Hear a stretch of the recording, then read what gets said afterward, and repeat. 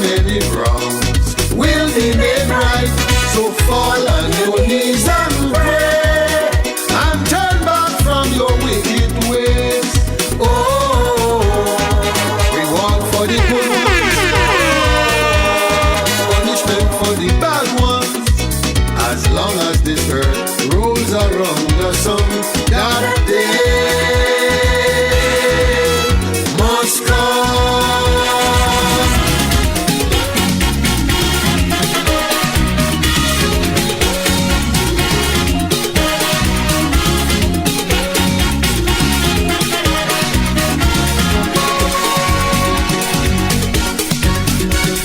A man who is a liar, a man who go and steal, just because he's hungry and to give his children meal. We can understand his kind, we can also forgive his crime. A man who knows about it and keep it a secret, he shows no dishonor to safeguard his starving brother. And even though he's done wrong, we can all understand, and so we turn a blind eye.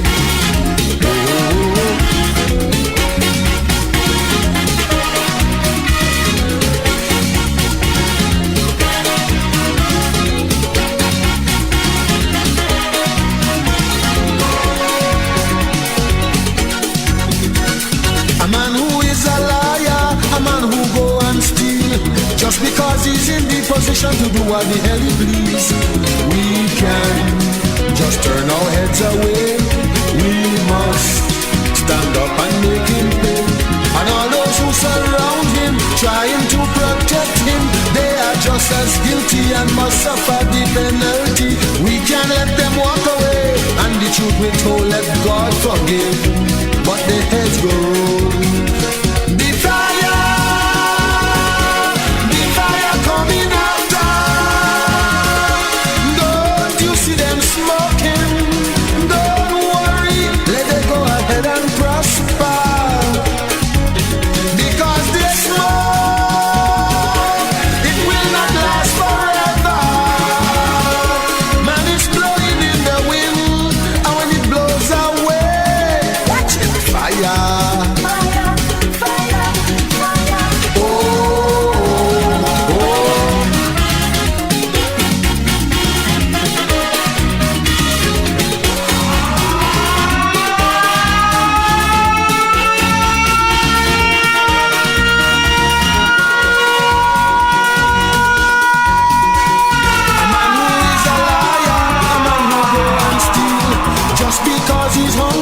To give his children meal, we can understand his kind, we can also forgive his crime. A man who knows about it and keep it a secret, he shows no dishonor to safeguard his starving brother. And even though he's done wrong, we can all understand, and so we turn a blind eye. Oh.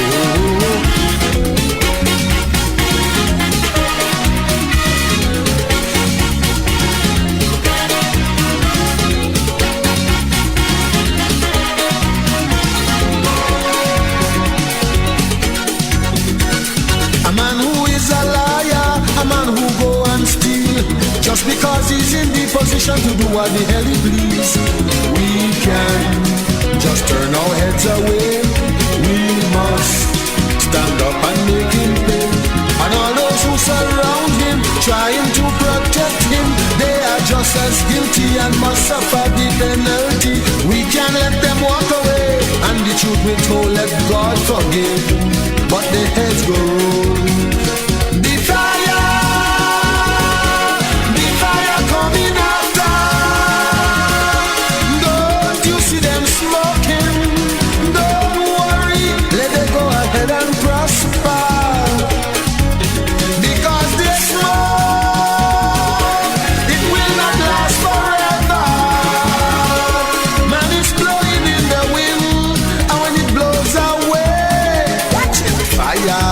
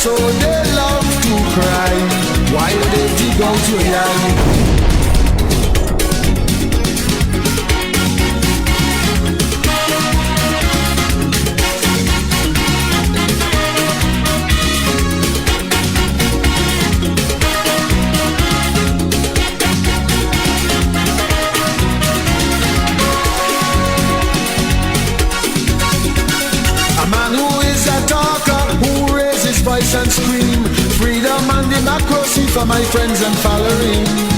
We must stop and think a while. We must not be fooled by smiles and lies. Those whose work are evil, children of the devil, they will stop at nothing to spread and sell their doctrine. They're lying and they're cheating, I just they call a show in no joke. Look out for the smoke. I said the fire coming out. Don't you see them smoking? Just leave them, let them go ahead and prosper. Because they evil, it will not last forever. Man is blowing in the wind, and when it blows away, watch it, it's fire. A man who is a talker, who raises voice and scream, freedom and democracy for my friends and following. We must stop and think a while.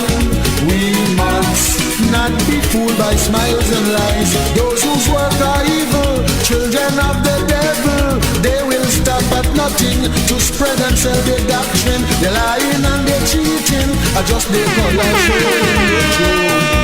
Look out for the smoke. I said the fire coming out. Don't you see them smoking? Just leave them, let them go ahead and prosper.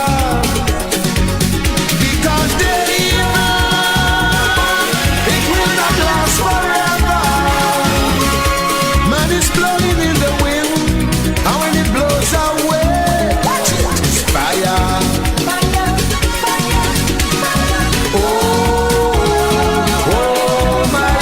I could tell you how they lie.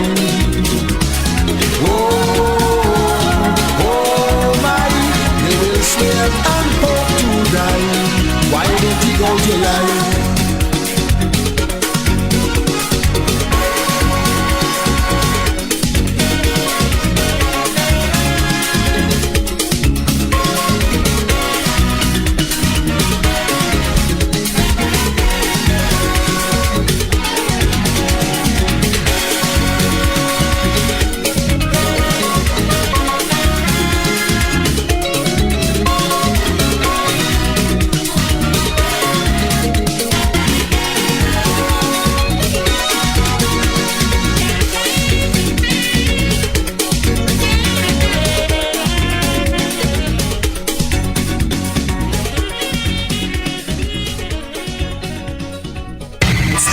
Located in the capital city of St. John's, Antigua in the Caribbean Sea. Okay, stop that! And our transmitter located at the highest point, Bowie Peak in the parish of St. Mary. This is ZDK Liberty Radio International 97.1 FM, the People's Radio Station. Are you ready? Are you ready? Let's get ready to rumble! Yeah, I told you, you have to stand for something. Sometime at a time, imagine, it might be a lot of vibes and things and so, but you stand up, man. You have to stand up as a man, you know. Any man that can't stand up for what they believe in, then the word, the style that they walk over just. Say that again. Yeah, I told you. Say that again. Any man that can't stand up for what they believe in, you hear? I'm saying the word, the style that they walk over. Tell them no, I'm nobody's Negro. I only promoting truth that they cannot refute. I tell them no, definitely no, I'm nobody's Negro. Righteousness is my best friend, ethics and morals I defend them. I tell them no damn reward could turn me so. Yesterday, today, tomorrow, I'm nobody's Negro, no. Oh my, oh Lord, but I'm already digging that with the killing be the cute. Oh Lord, oh no.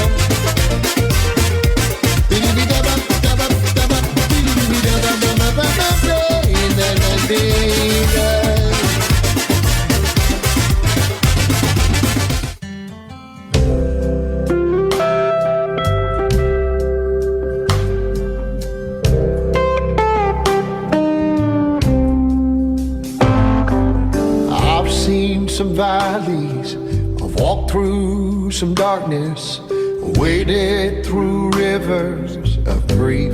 Good night, Antigua Barbuda. Me told me that I was forsaken, no one was fighting. Let me say good night to our Caribbean neighbors.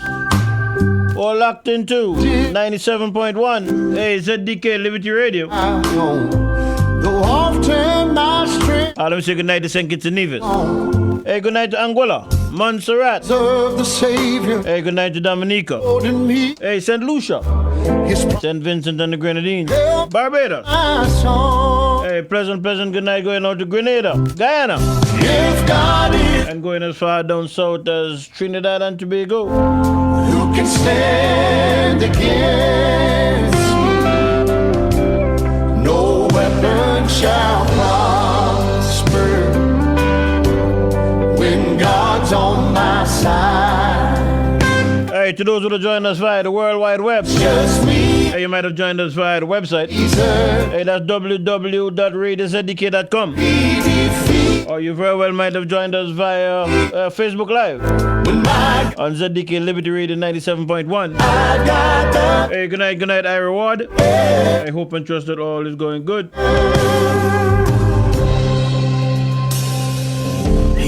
The scripture to cover tonight's program, taken from the book of Luke. Hey, Luke chapter 6 and verse 38.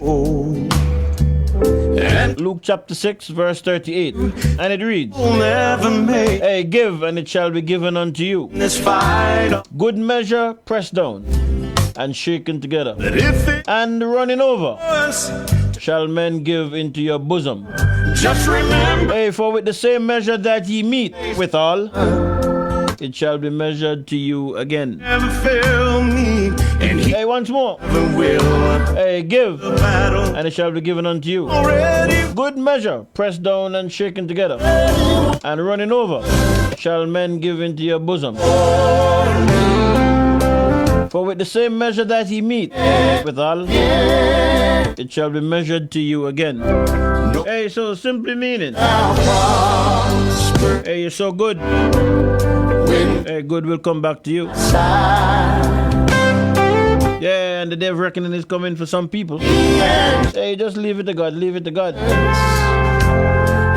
can't be defeated. When Let me say a special good night to Miss Patricia Gums. I got the Hey, how you doing, Miss Gums? Hey, hope and trust that all is going good. Hey, my little sister and her family, that's Nicole and her family over there in the Mount Pleasant area. my own. Though all Hey, hope and trust that all is going good. earth is on To my other sisters, hey, Bridget and Nola. the hands of, Hey, good night to you. keep holding me. Hey, let me say good night to my brother. His Hey, promise. that's the man, Kali Joseph, aka DJ Governor Slim. Hey, big up yourself, King. Hey, my many nieces, If God is for, especially Joanne, Denise, who can stand? hey, Bernadette. No weapon Hey, good night, one and all. Big up yourself, Joanne. Hey, big up yourself, Denise. when God's on. When I talk with the business, Denise. Hey, to my many nephews. Hey, what's up, Zian? Hey, good night to you. Also, Austin. I can't be defeated. I hope and trust that all is going good, guys. Hey, to my cousin. Hey, that's Annette. I got the victory. Annette James Brown over there in hey, Fort Lauderdale, Florida. Hey, good night, Annette.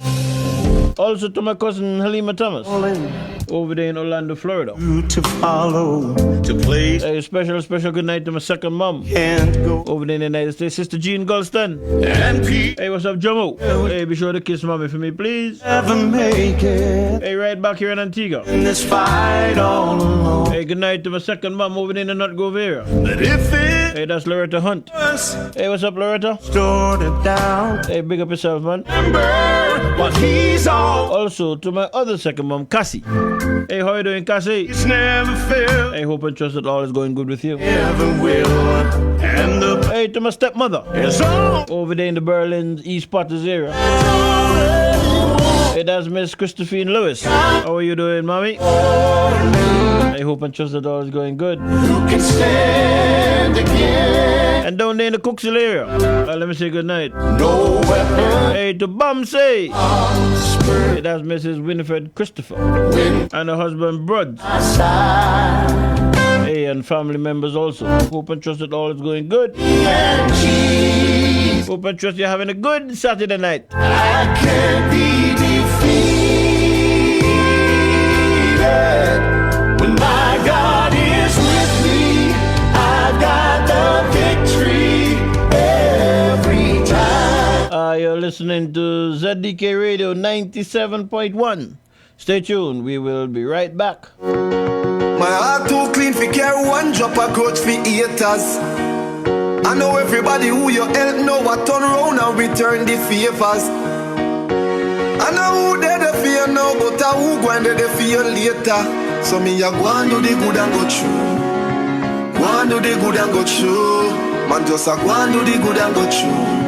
Me no care what some people do. Oh yeah. Me not claim to be perfect. Me not proclaim to be the worst neither. Thank God me no leave the earth yet. Oh Lord knows I'm a survivor. Just to stay above the surface, you have to skill like MacGyver. Cause some people are backbiter. Dog eat dog, girl Rottweiler. I'll be careful who you stand upside down. Closest friend are your worst fighter.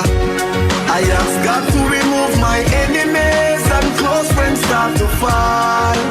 I know every family a relative, can't trust nobody at all. Some of the worst fight when me ever get are from the same people we benefit from every hard work, from every sweat. So me ask God guide my every step. I see close friends start to fall. From me ask God to remove my enemies. Remove my enemies. Ask God remove my enemies. Remove. Street and attack on the townie. I know everybody come around and your army. Tell me where some crush friend I got macaroni. Can't tell me loyalty, you have to show me. Some only loyal to the money, glory, funny. Everybody wanna be somebody. I ask God to remove my enemies and close friends start to fall. I know every family a relative, can't trust nobody at all. Some of the worst fight when me ever get are from the same people we benefit from every hard work, from every sweat. So me ask God guide my every step. I see close friends start to fall. From me ask God to remove my enemies. Remove my enemies. Ask God remove my enemies. I see close friends start to fall. From me ask God to remove my enemies. Enemies. Enemies. Enemies. Remove. Me not claim to be perfect. Me not proclaim to be the worst neither. Thank God me no leave the earth yet. Oh Lord knows I'm a survivor. Just to stay above the surface, you have to skill like MacGyver. Cause some people are backbiter. Dog eat dog, girl Rottweiler. Have be careful who you stand upside down. Closest friend are your worst fighter. I ask God to remove my enemies and close friends start to fall. I know every family a relative, can't trust nobody at all. Some of the worst fight when me ever get are from the same people we benefit from every hard work, from every sweat. So me ask God guide my every step. I see close friends start to fall. From me ask God to remove my enemies. Remove my enemies. Ask God remove my enemies. I see close friends start to fall. From me ask God to remove my enemies. Yes, the man Nesbit. From a little cottage in number 3 Casada Gardens hails Rags to Rugs. 100% handmade Antiguan interwoven rag rugs by J. Lissa Lewis. We have various sizes of floor rugs, decorative wall hanging rugs, and table mats, uniquely and sustainably handmade. To purchase, send us a message via WhatsApp at 268-770-8088 for directions to our physical location, or we can deliver to you anywhere on Antigua absolutely free. Like and follow us on Facebook at Rags to Rugs Antigua and Made, on Instagram, Rags to Rugs, or you can email us at ragstorugs@gmail.com. Don't forget, our rag rugs and table mats are machine washable and dryable. See you soon.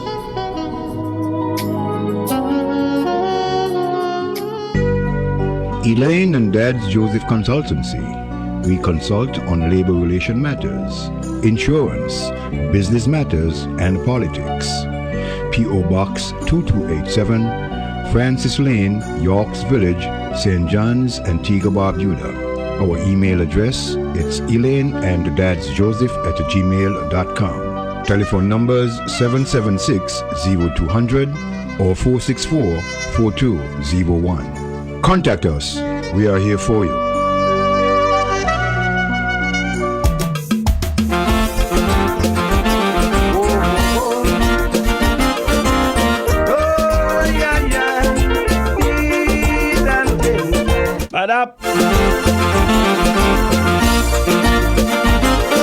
Yes. Hey, welcome back to Real Talk. Hey, right here on ZDK Liberty Radio. Hey, 97.1 FM. Time in studio. 24 minutes after the 8 p.m. hour. I witness a fight between you people whistle stoppers and scores of labor. Yes, Dave Beef Joseph in your company tonight. I see how bad. Hey, how was your day today? I hope and trust you had a good day. I run into ya. Hey, how was the weekend going? In order. Hey, if you're going out tonight, while inside, make sure, you know, if you're going to drink, make sure you have a designated driver. Fighting for, though his question make. Yeah, and I don't coke nowhere on the bus. I decide to. And I like a fridge runner. I don't. You know, like forget the coke with right now. I mean, I like a bottle of coke, but it's done.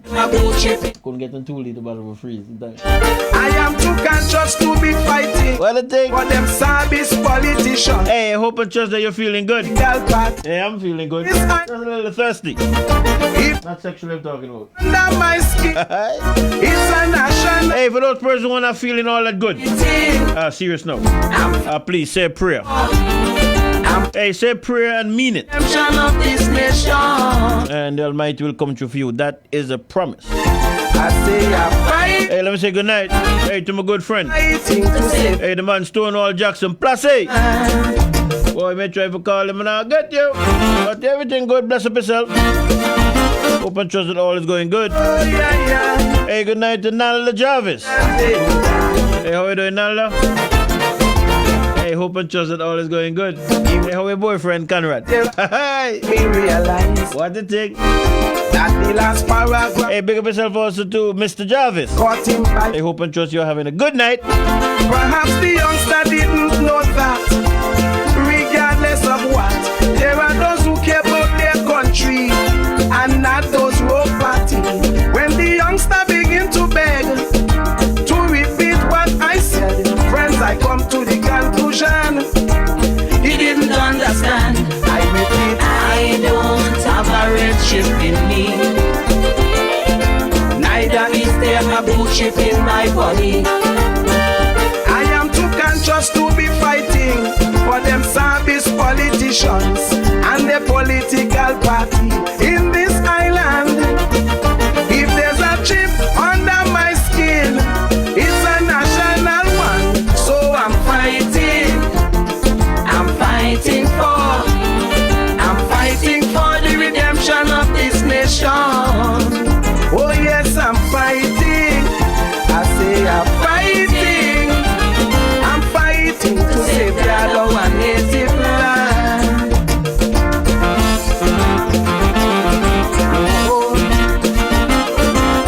Oh yeah. Please and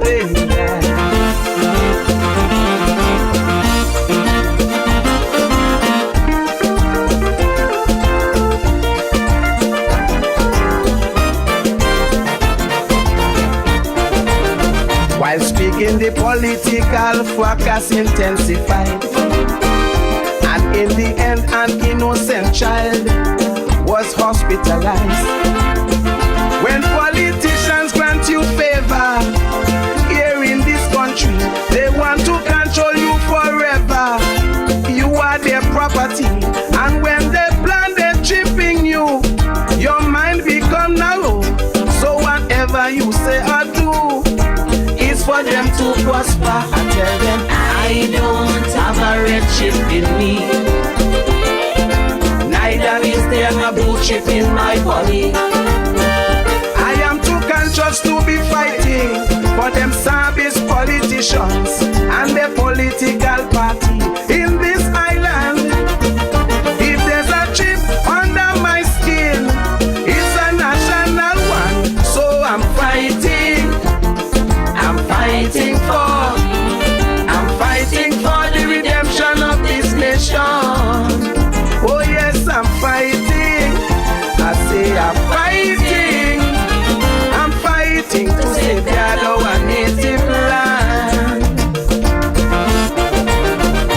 The way he look and stare at me make me realize that all right, I'm back with you. we just heard Hey, under normal circumstances, by surprise. I would be introducing my good friend and brethren, I didn't hey, the man Jablaki. regret Hey, but Jablaki's not going to be here with me tonight. about their country.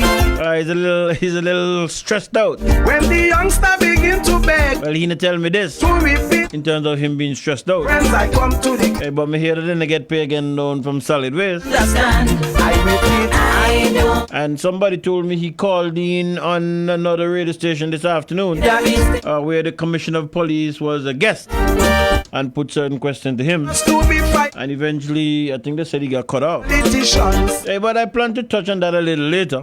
in this Hey, because this country is going to, this country is just going topsy turvy. national one. In all honesty, I don't think that right thinking people can see that.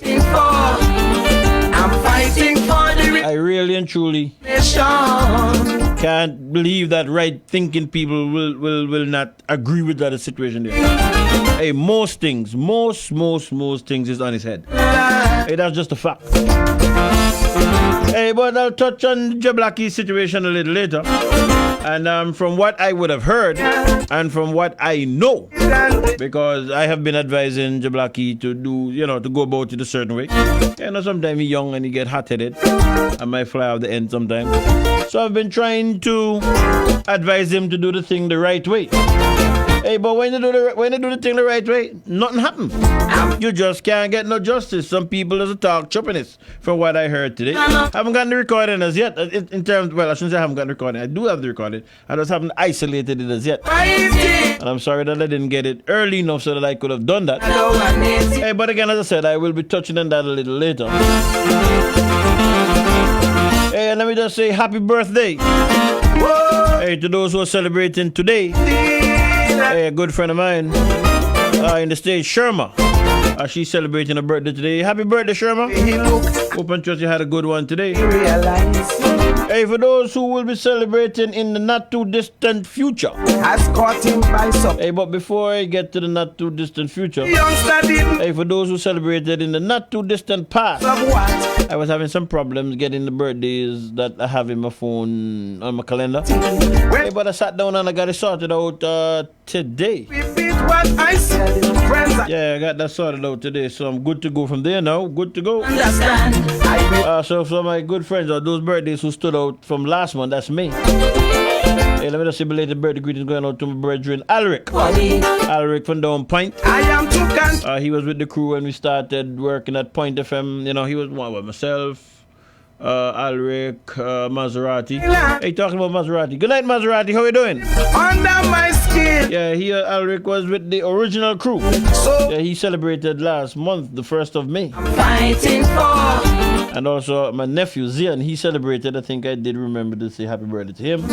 Oh yes. And a good friend of mine, Sherry McKenzie. I say I'm fighting. She had a birthday also, I'm understanding, last month. I hope and trust you had a good one. Also, Josette Thomas, over there in the All Saints area, she celebrated birthday last month also. Oh yeah. Hey, Dulcie Scotland. Hey, that's Jackie's stepmother. Hi.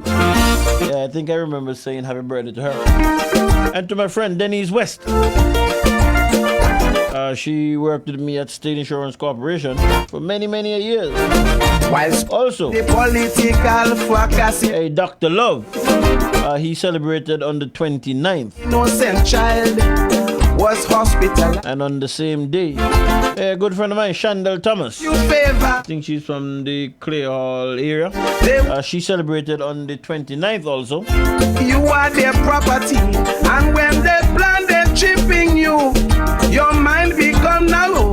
So whatever you say or do, hey, and tomorrow it's for them to prosper. I tell them I don't. Two special people in me will be celebrated. Neither is there a blue chip in my body. Yes, man, don't forget. Begin to beg to repeat what I. Hey, my niece. Friends I come to. Hey, Joan Lewis. She celebrates tomorrow, the 4th of June. Advance birthday greetings going down to you, Joan. I hope and trust that you enjoyed when it comes around.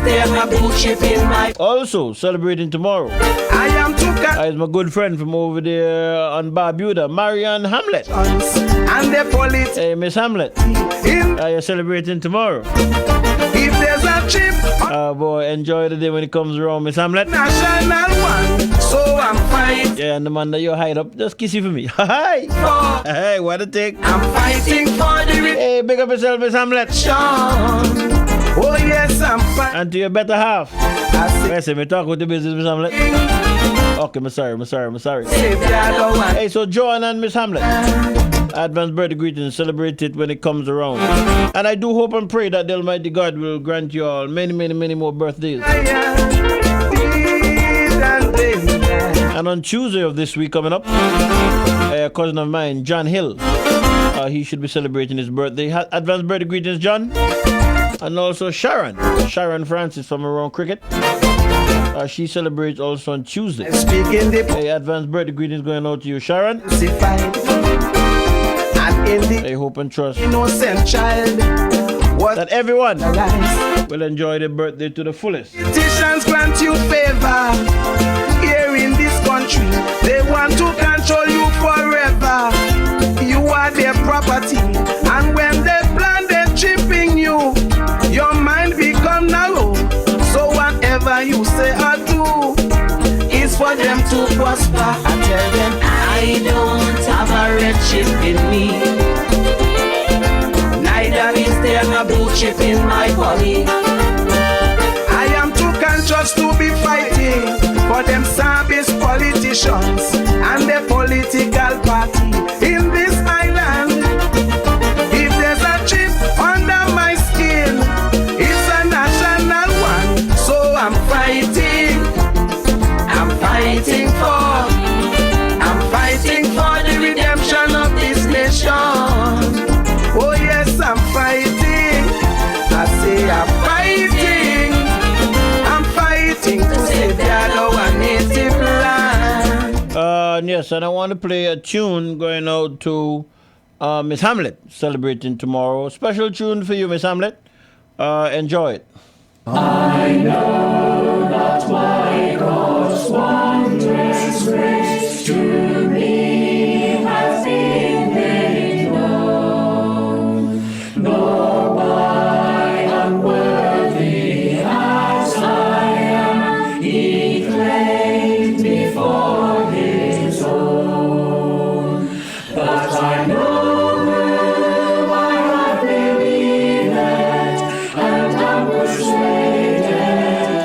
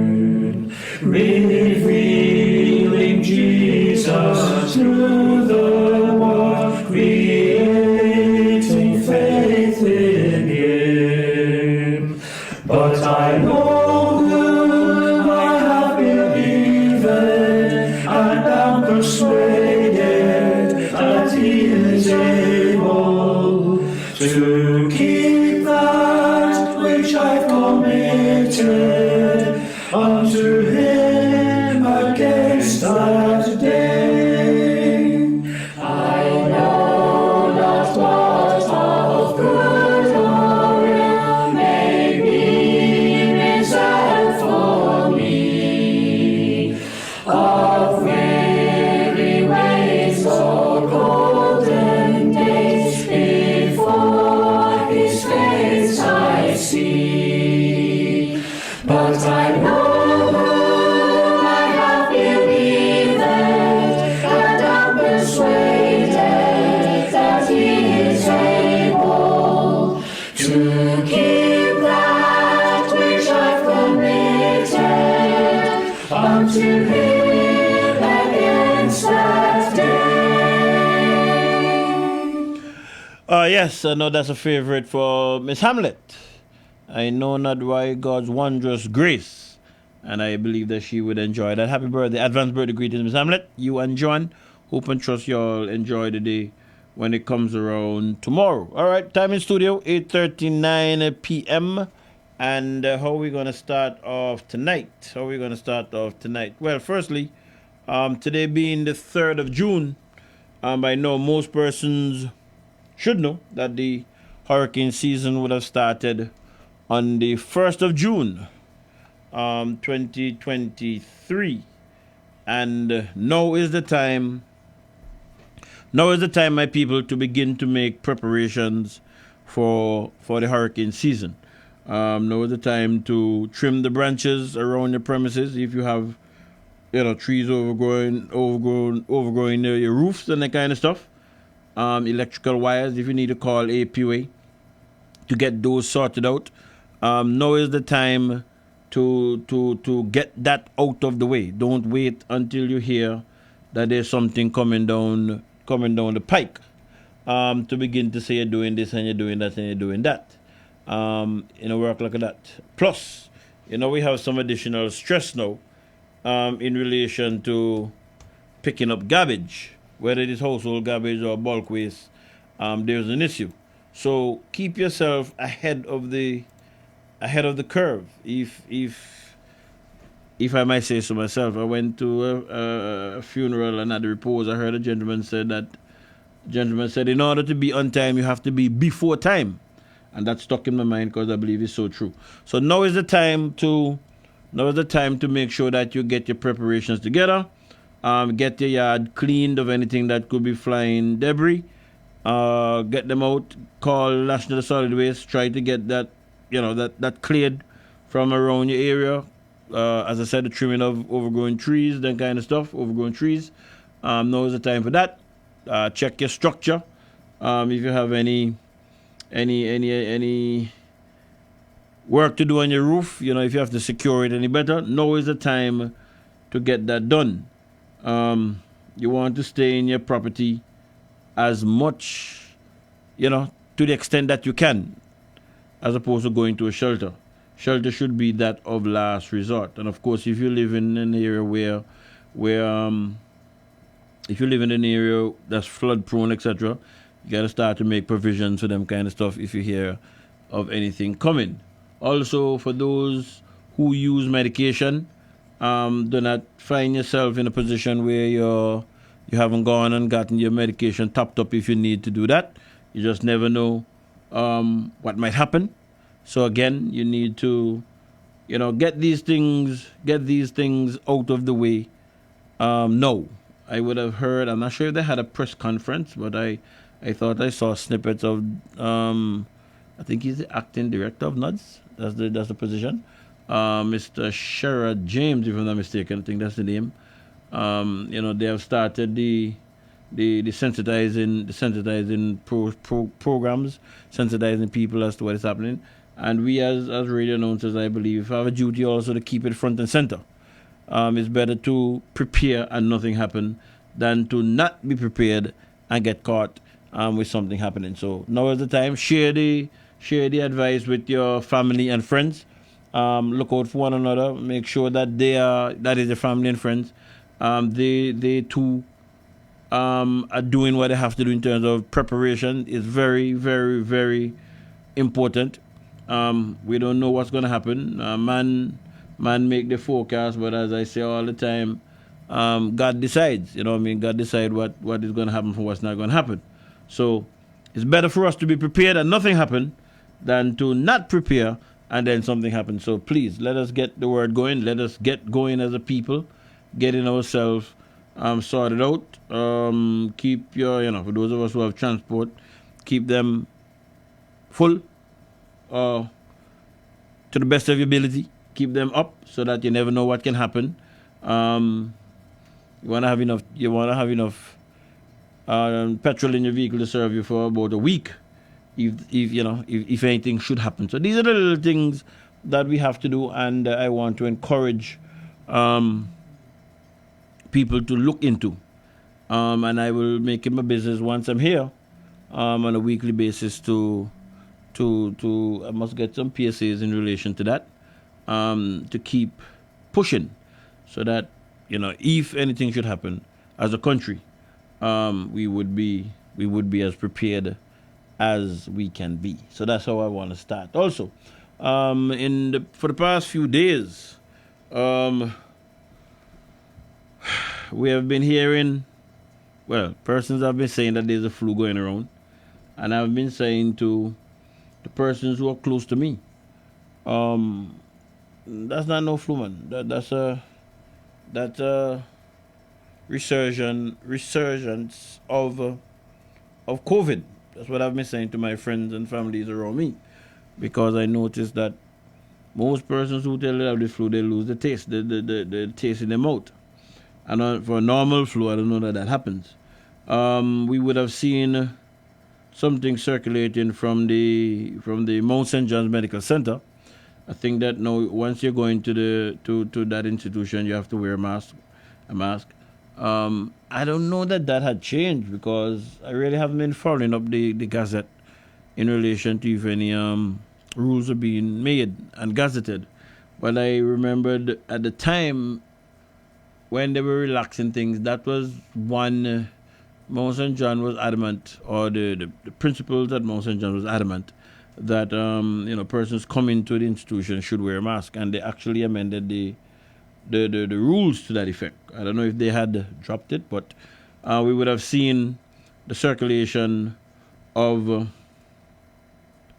that information on social media, and also there was a circulation of a minute, I believe it was, that the Ministry of Education sent to all schools, private and public. Let me see, where is that? Let me play this.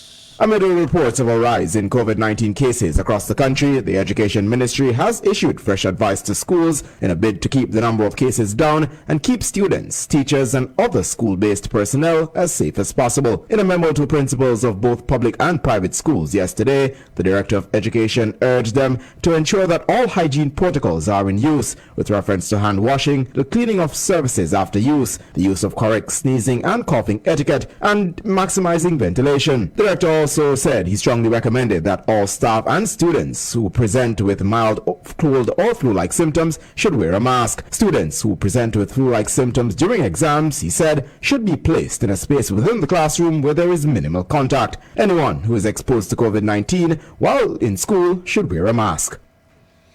All right, so that sounded like Observer News. I think the gentleman there works for Observer. Sounded like Observer News to me. Yes, as I said, that minute went around. And as I said earlier, most things in Antigua don't work as they should work, in my opinion. And I mean, you could just look at it, and if you're honest with yourself, you could see it. When I heard first about the situation with the students, I smiled, because I said, these students are coming from homes. And if there's a resurgence of COVID with children, it's reasonable to believe that there's a resurgence in the home. Because when they're home, they're in close contact with one another. And my mind ran back to the two ladies who were charged. And strange enough, in someone in the news today. Might have been the Observer 5:30 News. I heard that the trial is still ongoing. I didn't even know that, and it was adjourned until the 26th of June or thereabout. I just think that proceeding with that case just doesn't make sense, because look where we are now. I remember, and I still have the recordings, all the hoopla with persons who were vaccinated saying that the unvaccinated was a threat to them, etc., etc., etc. And the argument at the time for some persons, I wouldn't say most persons, but some persons, was that someone or persons getting vaccinated ought to be an individual choice and not forced upon them by a government. That was the argument. That this thing is going on. The government, through the Ministry of Health, is giving the information to the public, and persons having been exposed to all the information would make a decision as to whether they want to take the vaccine, yes or no, or want to take the trial drugs, yes or no. For persons who want to take it, fine. For persons who don't want to take it, as far as I'm concerned, fine too. And if it's a situation where their medical situation was complicated and it led to their demise, that's the choice that people have to take. So that was the big argument then. And, look at where we are now. Look at what we would have just heard. There is an admission that there's a rise in the COVID situation, but you certainly don't hear nothing now, do you? I don't hear nothing at all from those persons, those vaccinated persons who were saying that they're at risk by unvaccinated people. I don't hear that at all now. I don't even know that the Ministry of Health is publishing, what they call it, the thing again, the dashboard. Somebody can correct me if I'm wrong, but I don't know that is being circulated still. So whatever information as to what is happening that the ministry has, what information is fed to them from Monsignor or whatever, that's not shared with the public. You know what I mean? It's just common sense that, you see things happening. You protect yourself as much as you can in terms of wearing of a mask, not to get in a crowded situation if you can avoid it. If your doctor advises you that you're good to take the vaccine, that has been my advice to people all along. It can only make it a little, make it a little better for you from what I would have gathered. Strange enough, I was asking a few weeks ago whether or not vaccines are still being given. I've been trying to find out that for the last couple of days. I haven't gotten a definitive answer as to if it is, and if it is, which clinic. I don't know, maybe if anybody's listening who has the information, you can give me a call, 462-1100, or you could send me a WhatsApp, 464-4201, so that I could share that information with the public. Because persons might be there who would want to take a vaccine shot. No, you never know. I did talk to somebody in that field, a few weeks ago, and that person was telling me that if there was any if there was any vaccine, it was not those that are available was not the AstraZeneca. That's what he was saying. And it seems as if the AstraZeneca would have been the preferred vaccine to take. So we don't know. And I do hope and trust that in the upcoming week that we will get information from the ministry as to, what's the information that you're getting from the Mount St. John, and what are we dealing with? What are we dealing with? Are you making, that is the ministry, are you making vaccine shots available? If they are, I mean, I'm not saying that they're not, I don't know.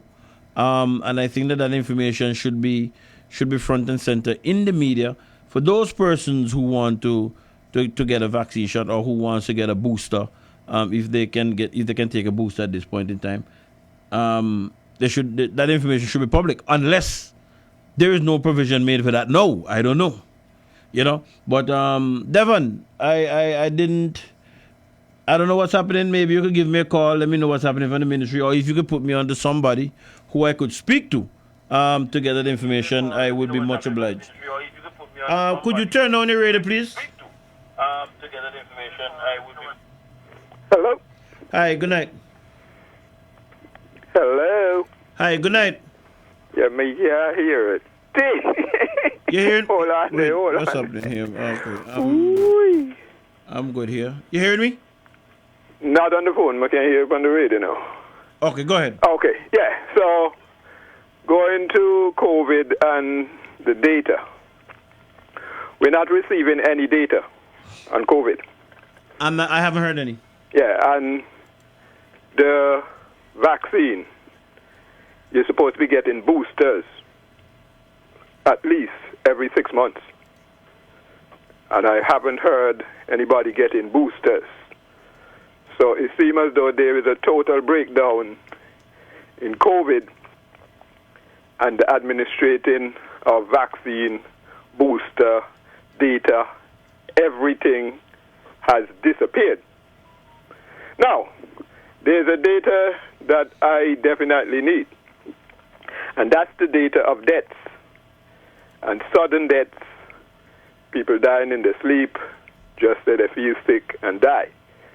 If those people are fully vaccinated and those people have taken boosters, we need to know who are the people dying and their status when it comes to vaccine and vaccination. That is the key we need. And if they say X percentage of the population were vaccinated, it would give me cause to believe that that is the greater number that is dying. And if they're not giving out data, it will seem to me that maybe the data doesn't go to the trend that they were advertising. So they have now failed to give us the data so that we can now tell the public what is actually happening. So we need to get those information from the Ministry of Health, since they were so brazen with the ridiculous things that they were telling us. And since COVID, the minds of people have been ridiculous after COVID. So COVID has done something to the population and its ability to reason. And I would like to get that cleared up so we can prove to ourselves that COVID was a farce and continue to be a farce. And if you think logically like COVID, you will be dumb for the rest of your life. Okay? All right, thanks for your contribution. No problem, man. All right, man, bless. That there was an analyst. I can't tell you that I agree with everything that the analyst would have said, but I do agree with a substantial amount of what he said in relation to the information that being available, and we need the information. I'm going to wait for this week and see what information the ministry puts out.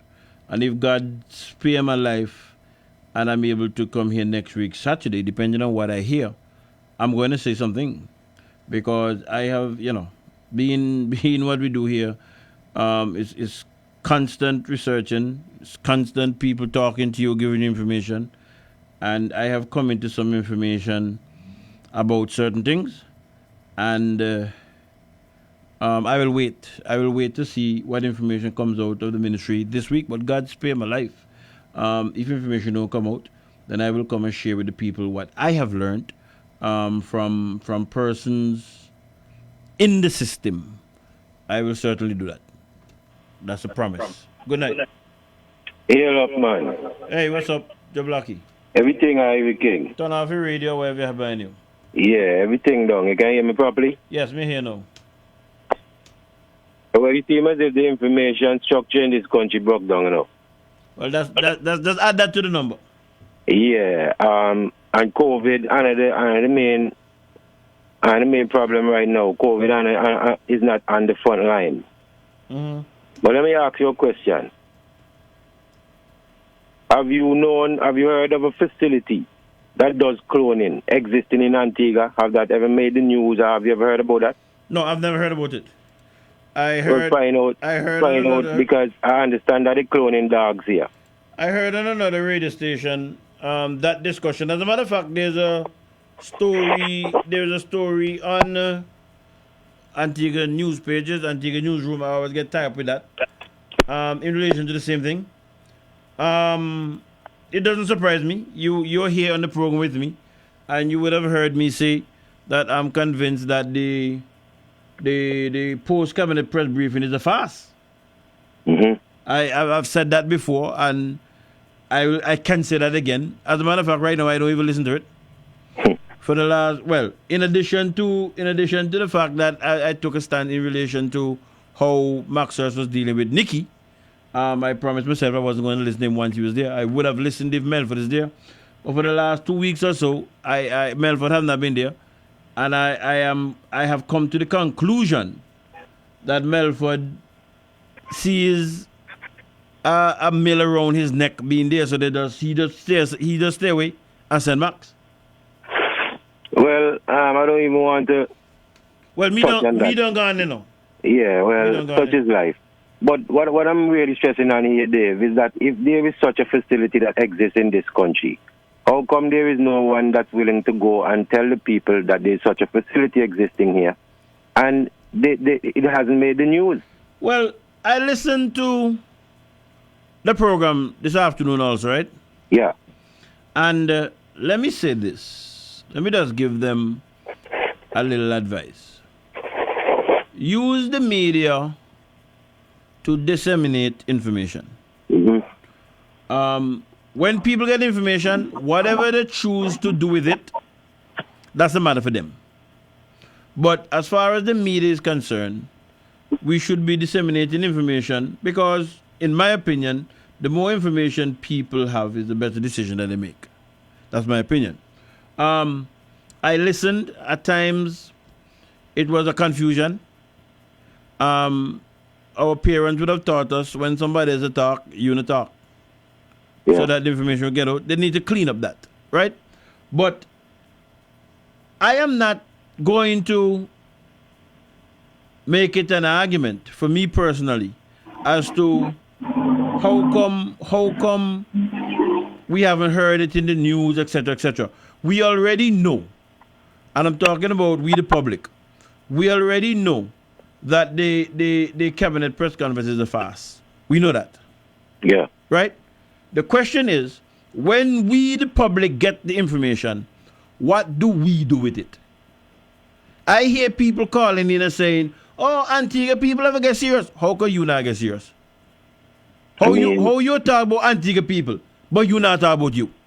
Agreed, King. And if everybody talk about themselves, then we'll form a fist.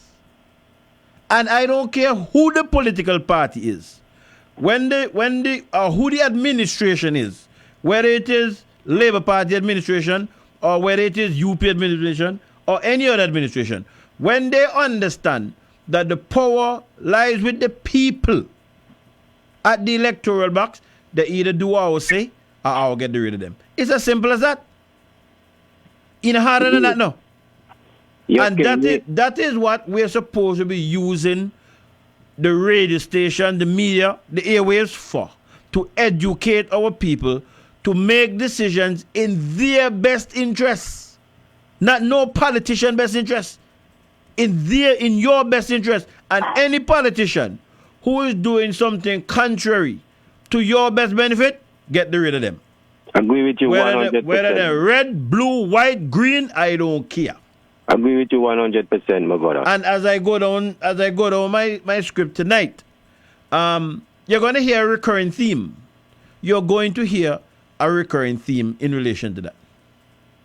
Ivy King. I hope and trust that you get some. Go sleep, man. Take off your stress. Me hear that now you get cut off today, but by tomorrow we'll get the recording. Yeah, well, let me touch upon that real quick before me hang up. Go ahead, because I'm going to touch on it too, but go ahead. As a matter of fact, maybe I shouldn't bring it forward. You know what? Me allow you to do your thing because people are trying to stifle information, and as you so rightly said, the information structure in this company is totally broken down.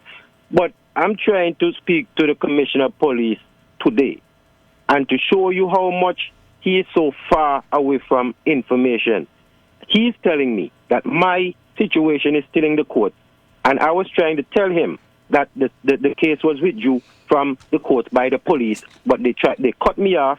The predator cut me off instead of listening to what I had to say. You know, The predator or the idiot?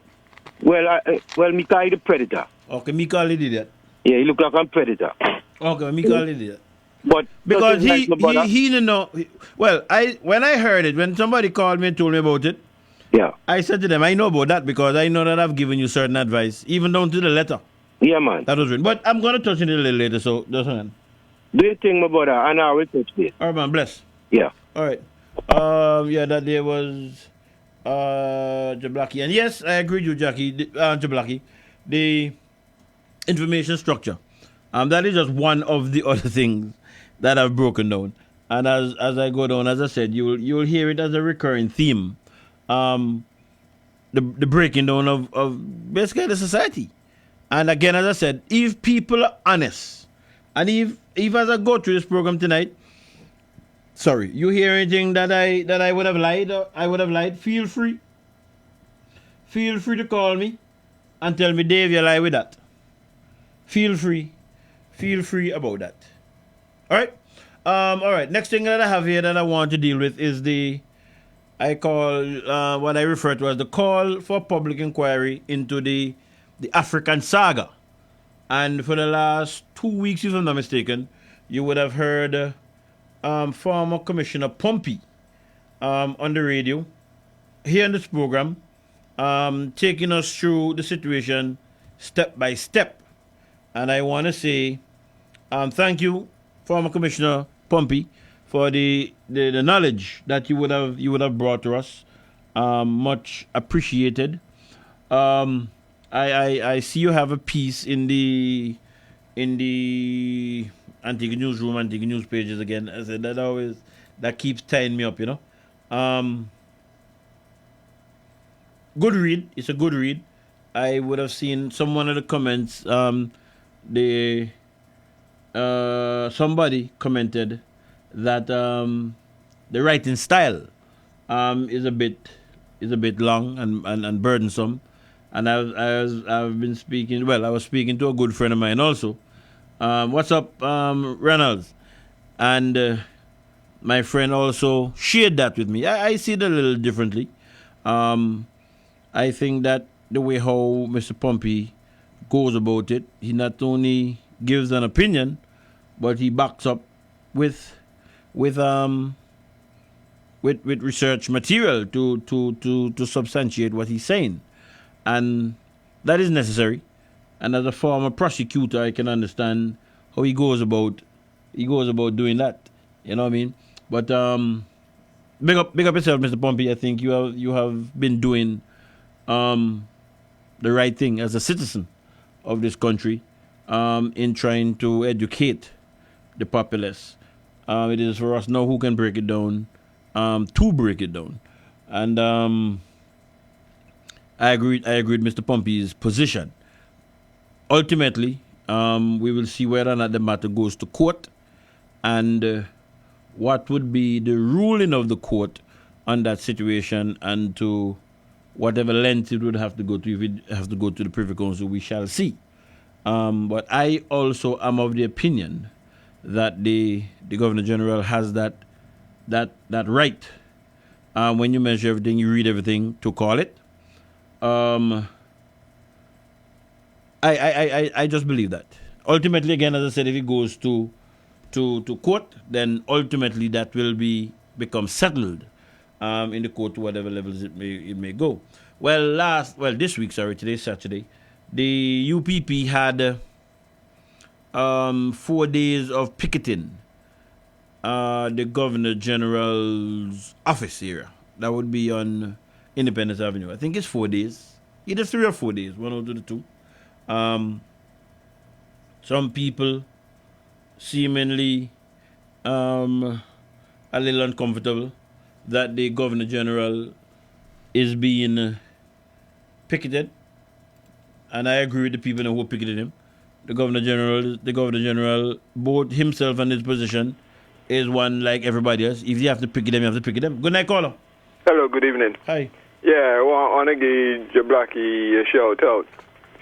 Now, you said that the cabinet briefing is a farce. In my opinion. And I don't comprehend that cabinet can come and lie to the people. I don't think that is something that can be tolerated by any measure. There is no way that you give a man a job to run your business and the man lie to you. That is an impossibility. So, if we all think that cabinet is lying to us, then we have a serious problem to let the rest of the population comprehend that. Because if there are some people out there that is in a false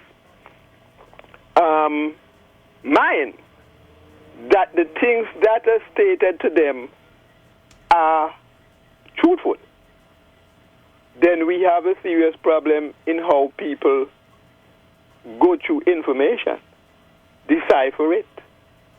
And that is where our greatest problem lies, to educate people that no matter what is going on, the people who you put in administration can never lie to you. And anytime you find them lying to you, it's the end of the business. Is it that they cannot lie to you or they should not lie to you? It's not a should.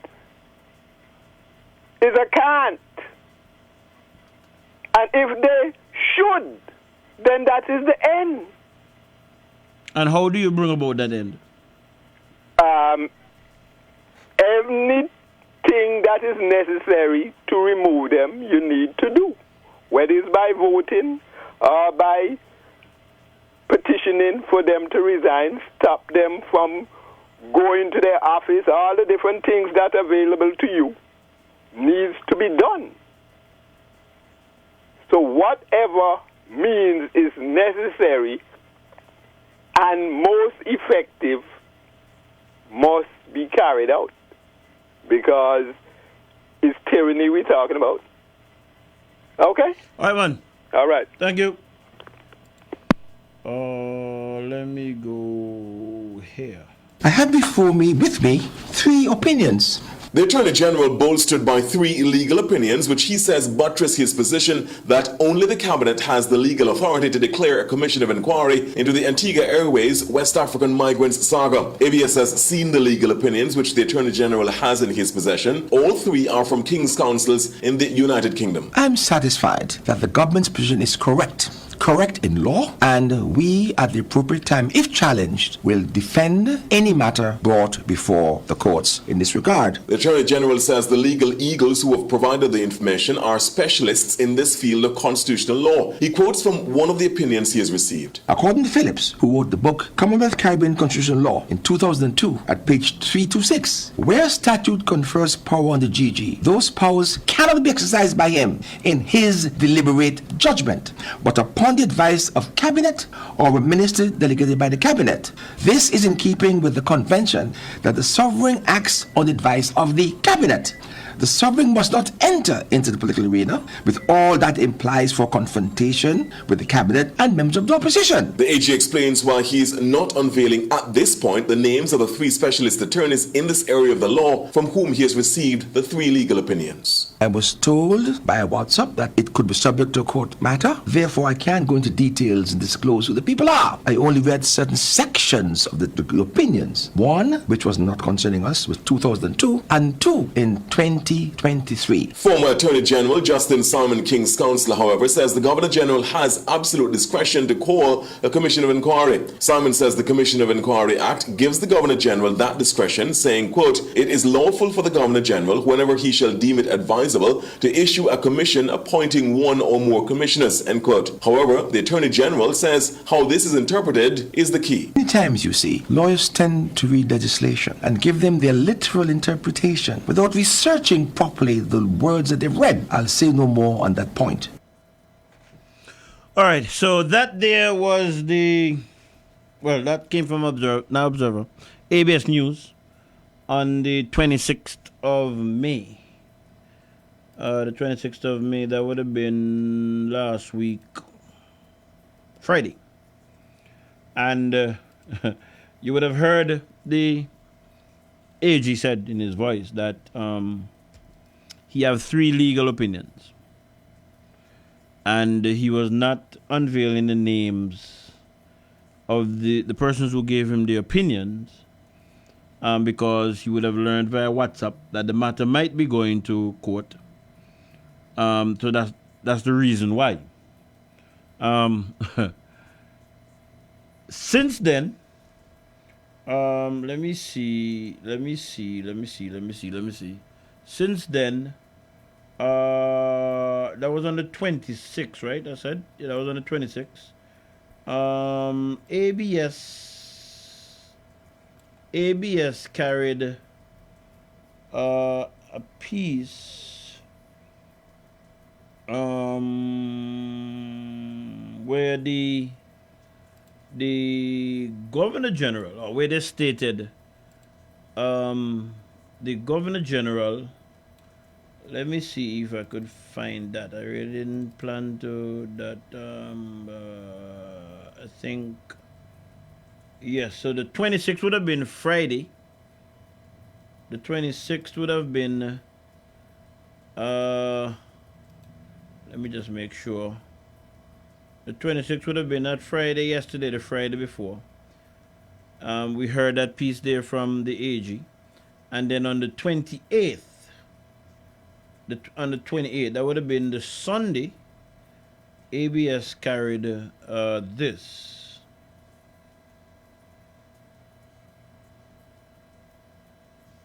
The General of Antigua and Barbuda cannot call a commission of inquiry without the advice of the cabinet.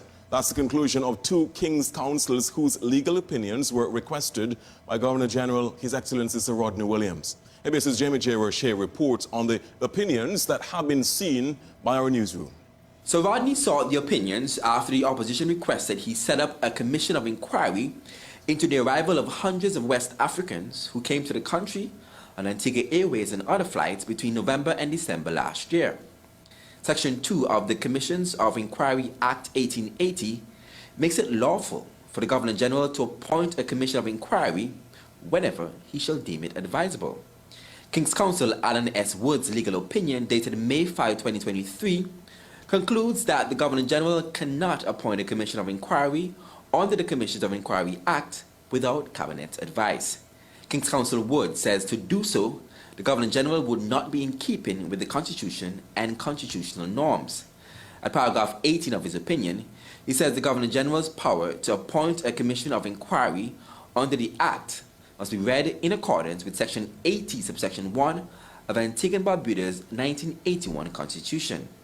That section states, in the exercise of his functions, the Governor General shall act in accordance with the advice of Cabinet. This section also lists exceptions, which King's Counsel Wood concludes does not include commissions of inquiry. A legal opinion dated May 17, 2023, from King's Counsel Gregory Jones also references Section 80, subsection 1 of the Constitution. King's Counsel Jones also quotes Sir Frederick Albert Phillips, who says the term deem it advisable in legislation means the Governor General should act on the advice of Cabinet. Sir Frederick, a former governor of St. Christopher, Nevis, and Anguilla, served as chairman of this country's Constitution Review Commission in 1999. King's Counsel Jones says Sir Frederick's interpretation is in keeping with the convention that the sovereign acts on the advice of Cabinet. Jamie J. Roche, All right, so on the 26th, the AG decided that he was not going to give the names because a court case might come out of it. And by the 28th, the ABS is reporting some work they did with the GG.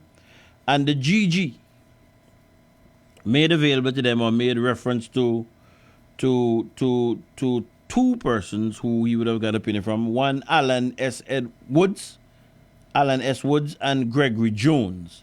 If I understood correctly, Sir Frederick would have probably have given an opinion some years ago to a former Governor General.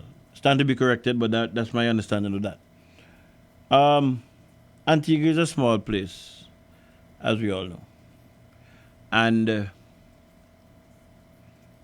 I would want to encourage the AG to share with the public the 3 legal opinions that he/cabinet got. Because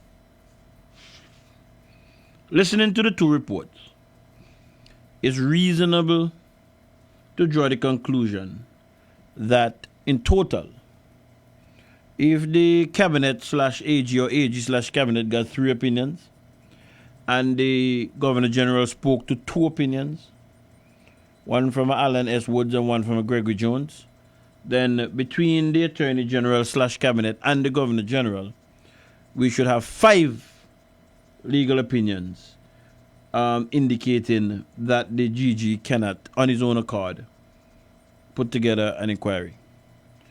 As I said, Antigua is a small place, and Mr. AG, the word on the street is that the opinions that you made reference to were in fact opinions that the Governor General shared with you/cabinet. That's the word on the street. It's easy for us to know whether that word is correct, yes or no. Mr. AG. Yes, Mr. AG. The GG has already told us the persons who gave him his opinion. You tell us who gave you/the cabinet your 3 opinions, and we'll know if it's the same one or not. It's as simple as that. And I'm sure that once you would have, I'm speaking to the AG directly, once you would have given to the public copies of those opinions, and I mean this talk about the is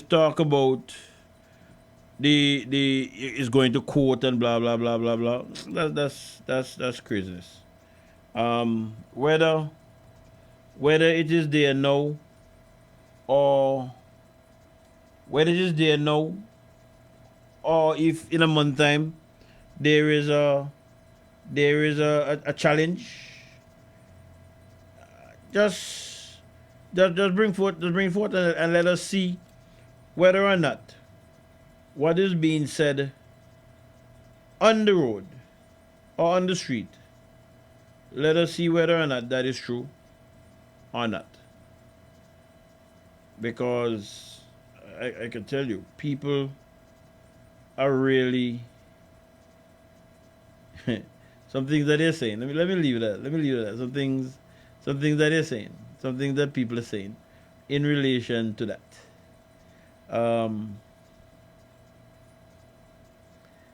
It's interesting.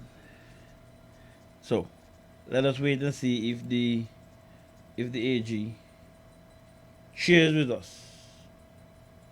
The Governor General certainly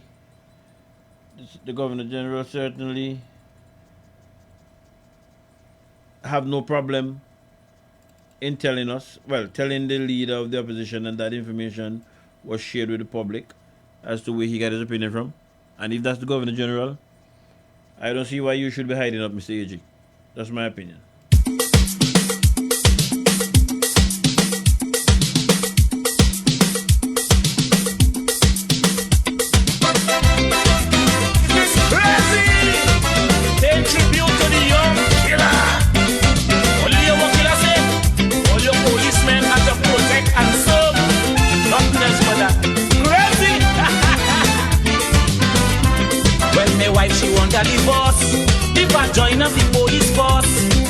said they're getting on bad, and she watching them National Guard. Nowadays, it's big competition between the police force and civilian. You see, anything these hooligans do, police doing them too. And don't doubt me, who you think any man in Savannah is a policeman?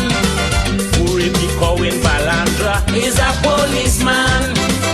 Who stabbed the wife Diego Martin is a policeman. Who take bribe and get away smiling is a policeman.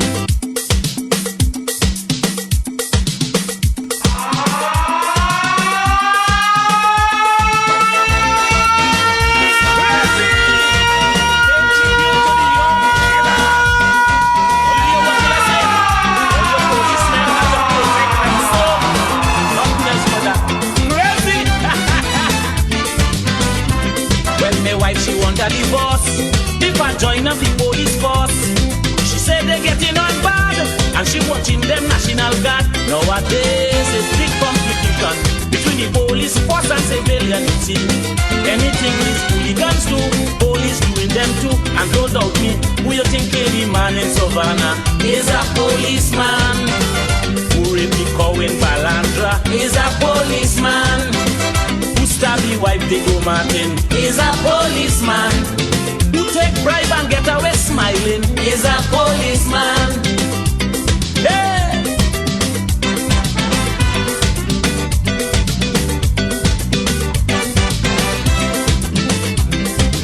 All your police are doing better than that. Right?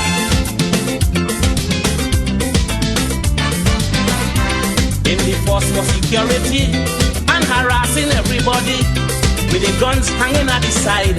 For safety, better run and hide. Patiently, waiting till you pass. Shoot you and say that your heart got flash.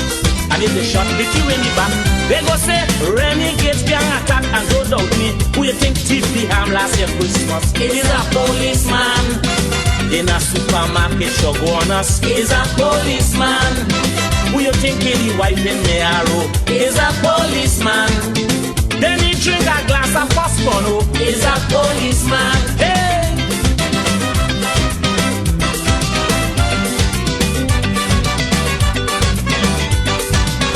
Well, you would have heard me and Jablaki earlier, and I did say I was going to touch on something for him.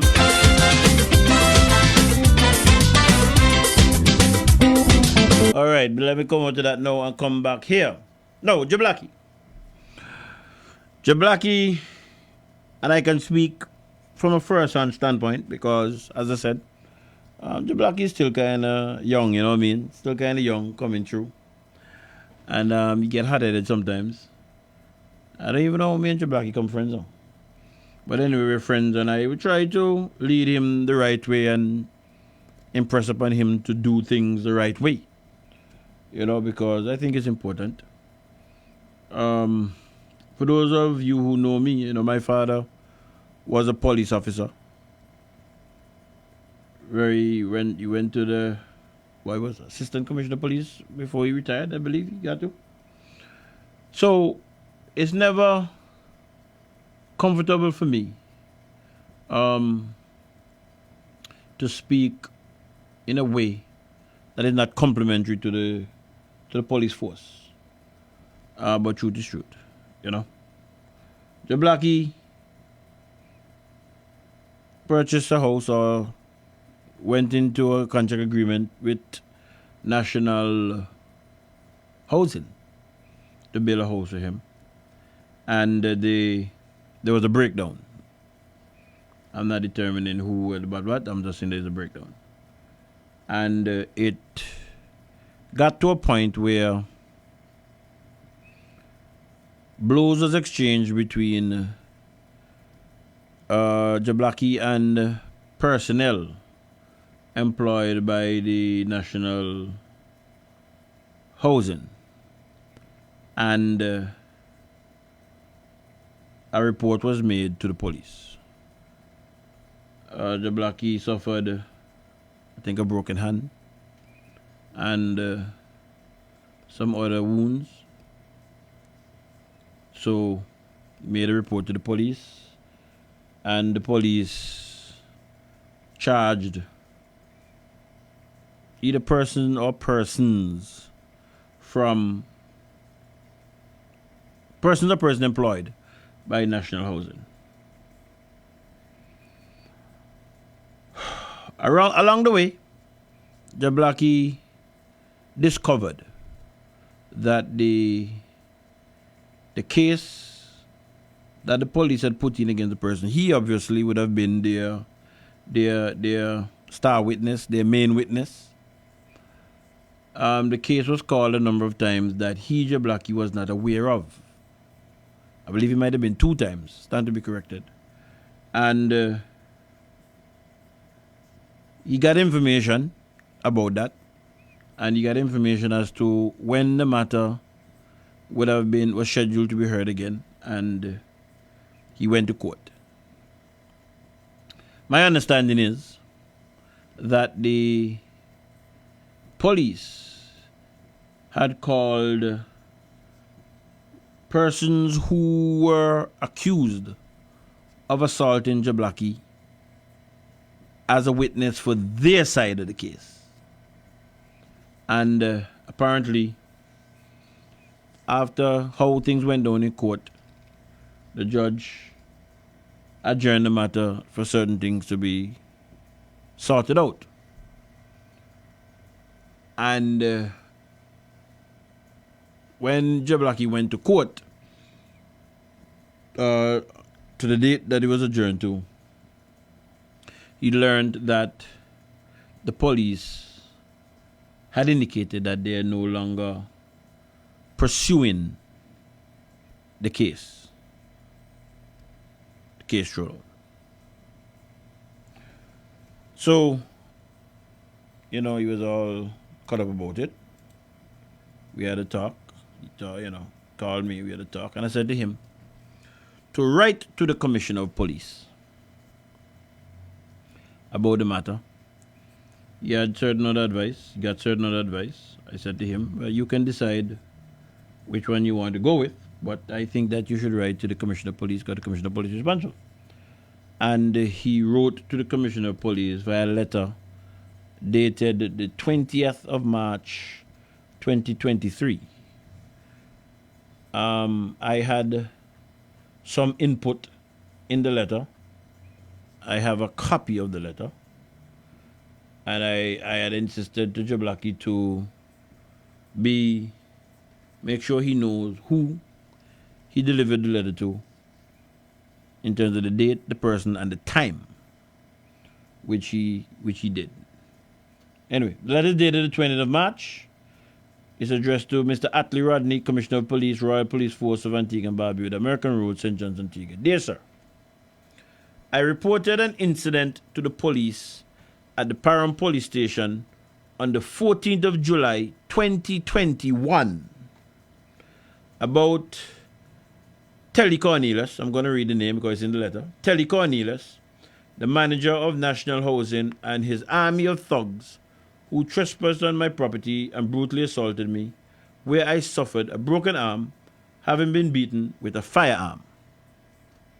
The police took several statements from different individuals, but never contacted myself or anyone of the witnesses. Apparently, neighbors was about when the matter happened, when the thing took place. It was brought to my attention from the police that the files were missing and couldn't be found, only for me to learn that the matter had been heard in court more than 4 times without my knowledge. Read over that. It was brought to my attention from the police that the files were missing and couldn't be found, only for me to learn that the matter had been heard in court more than 4 times without my knowledge. I learned of the date of an upcoming hearing and I attended court. I was called to the stand to give witness in the matter and did so.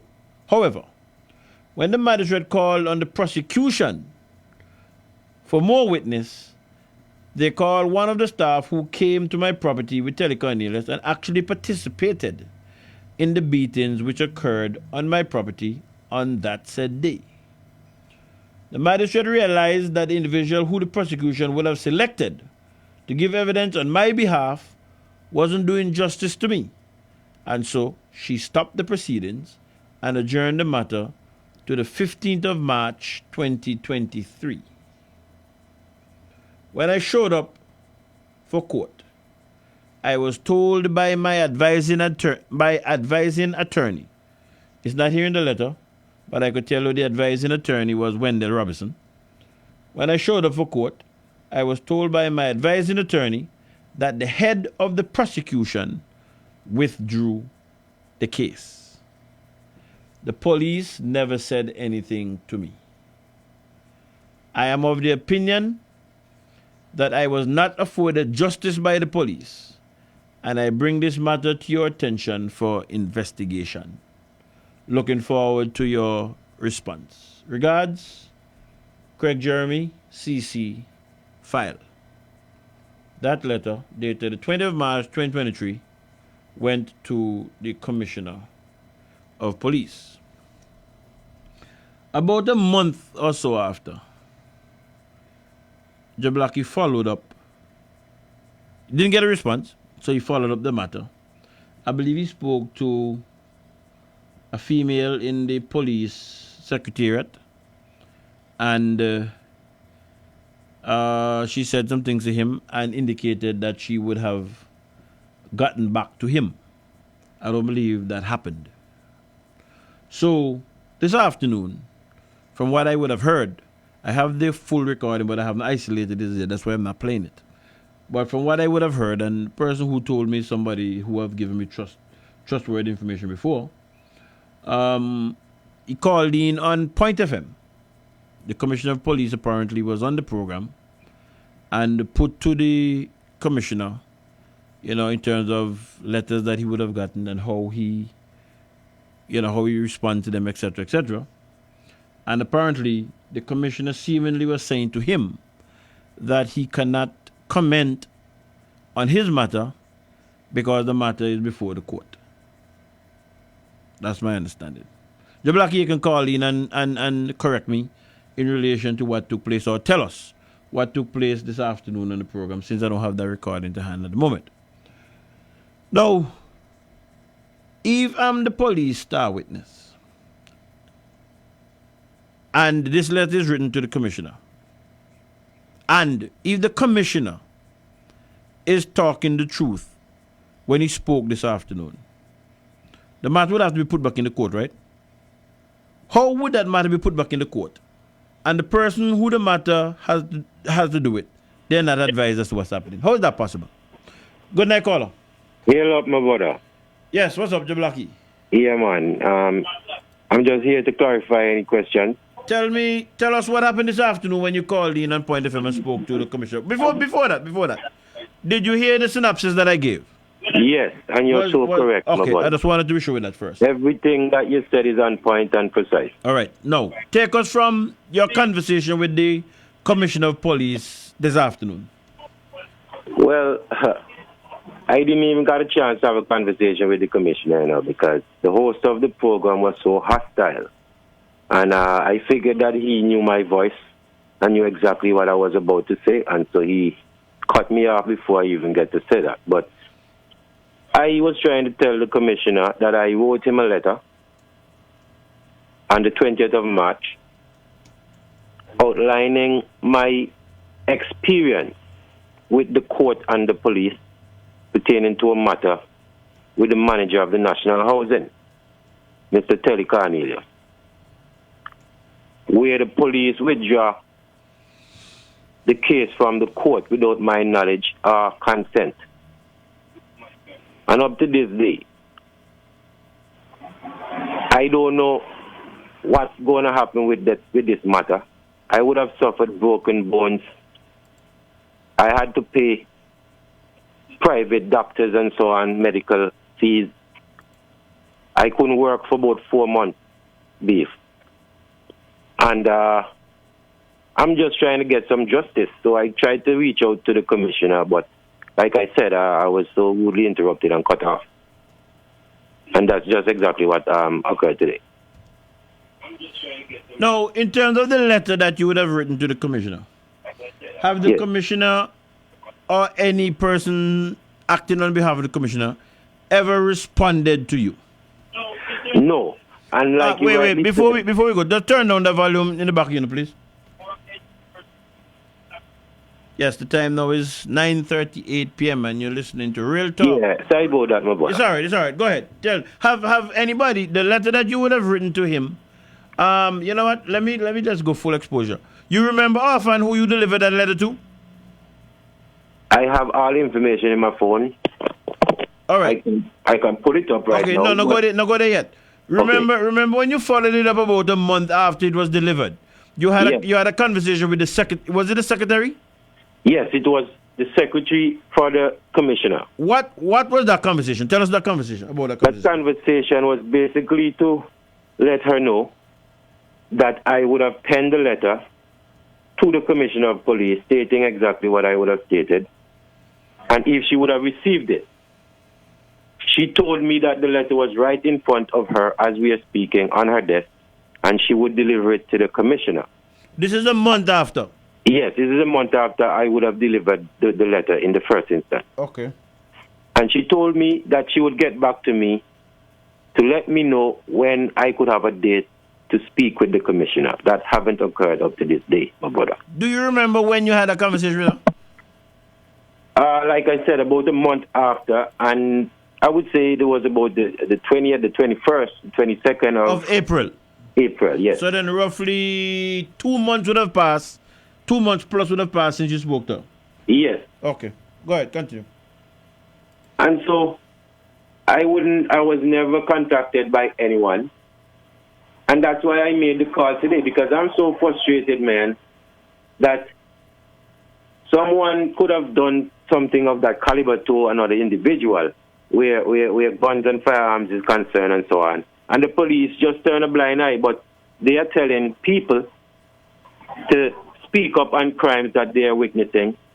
And we are witnessing so many high gun crimes that are happening in Antigua right now. And so I'm just disappointed that the police are not doing a professional job. And I'm upset about it. The commissioner of police told you this afternoon that your matter is before the court? Yes, he's trying to tell me that, and the matter is not in the court beef. Because as I said just now, if he's saying, let's assume that from when you would have written the letter, the 20th of March, to now, let's assume that he conducted an investigation and the matter was put back in before the court. I don't know if that's possible. I don't know if the statute of limitations had passed or what. I don't know. But let's assume that had happened. Wouldn't his office or somebody indicate to you the matter has been resubmitted, etc., as you would have been their witness, their star witness, because they would have brought charges against Telly Cornelius, not so? Well, that is supposed to be the procedure, but that hasn't happened, my brother. I haven't heard anything from the police. I haven't heard anything from anyone, not even the police commissioner's office. I haven't heard anything from anyone at all. So I don't believe that this case has been resubmitted. Are they even looking at doing such? I believe that they're just trying to see if I'm going to be quiet about it so that he can go away. But I'm never going to be quiet about it, my brother. I hear you. I agree with you. I don't believe the matter has been resubmitted either. Because I can't see how it would be resubmitted. And you're not notified. Well, how is it possible that your matter would have gone before the court 4 times? Yeah. They would have brought charges against Telly Cornelius for whatever the charge was, I don't know. And the person who was damaged in the incident 4 times did not know that the matter is going to court? But Beef, let me say this to you again, my brother. Since this thing happened in the first instance, the police have never contacted me, and they have witnesses that was on the scene. More than 2 persons who gave the police evidence, and they never contacted them. And they turned around and called on someone who trespassed on my property and who partaked in the beating to give evidence on my behalf. And they were making a mockery of the whole stuff. And that's why the magistrate was to stop the whole case. And she told them that what was occurring is not good on the behalf of the prosecution, and they have to rectify it. And I thought that they were going to rectify it only to learn that they'll pull the case from the court, and now there is nothing going to be happening from it. My lawyer is telling me about civil suit and all this stuff. All right, Jablaki, thanks for the information. Give thanks again, man. Bless, man. Now, you see, I said that there was going to be a recurring theme, you know, as to the breakdown in the society. Now, this is, what can you say? If somebody out there have, maybe there's something that I'm missing. I don't know. Maybe there's something that I'm missing.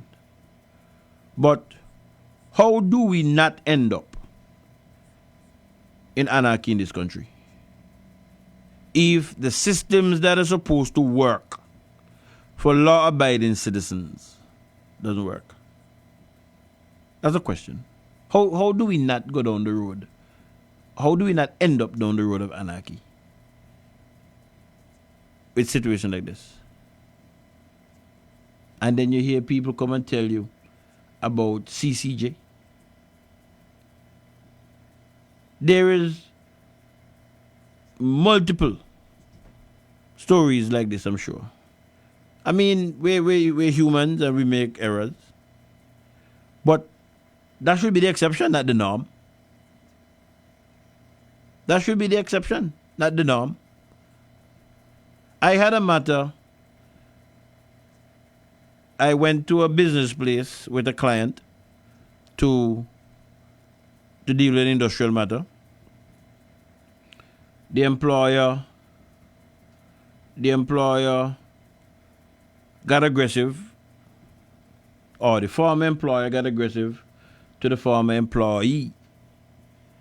And I said to the former employee, look, let's just ignore that. Let's get out of here and take it to the next stage, which would have been going to the Labor Department. And the former employer followed us to my vehicle, because we were in my vehicle. And I had to ask him, King, I'm afraid, you know. Try to avoid the situation.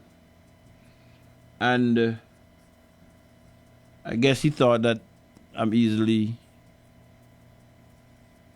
get scared easily, because he pulled up his shirt and showed me his gun. And I knew that was assault. And I went to the police station and I made a report. On my way back home, I just drove into my yard. And I don't remember if he's an inspector. He called me to come back and give a statement. He said to come now, and I went back. And when I went to the guard desk. Nobody was there. I rapped. The police officer came and said, you know, who rap on my guard desk? Well, me know he know on the guard desk, so me answer. And he asked the question again, and me answer. And he asked me if I rapped, and I said yes. And I explained that the gentleman said that, you know, to come and see him. And he said the gentleman is not there. So I called the gentleman. And I said to him, you tell me to come. Now I'm here, I'm being told that you're not there. He tell me, yes, I'm here. Now the officer at the guard desk basically tell me something about the phone call. Me to believe him. Me tell the king man and me pay this bill, not you know. Me pay this bill and me call whoever me want to call on this phone. Another young rookie just coming in. No know what tall go on now. So you can't talk to the sergeant like that. So I'm going to look up. I'm going to look around. I'm going to see the camera. So I'm going to say, Dave, you're not got evidence. So I'm going to just call back the man and tell you know what? Forget about the case. Forget about the case. And he said, no, yeah, I'm coming up front now. I said, no, forget about it. It's all right. Drop it. And I left. Because I left there with the understanding when I would have heard some people saying that then go to police station to make a report and them they end up get arrested. I understood that. And I swore to myself that day. I'm going to continue to swear to myself today. The next time, the police never come and look for me. The next time, if there's a next time, the police never come and look for me. Me now go look for the police. Done with that. Done with that.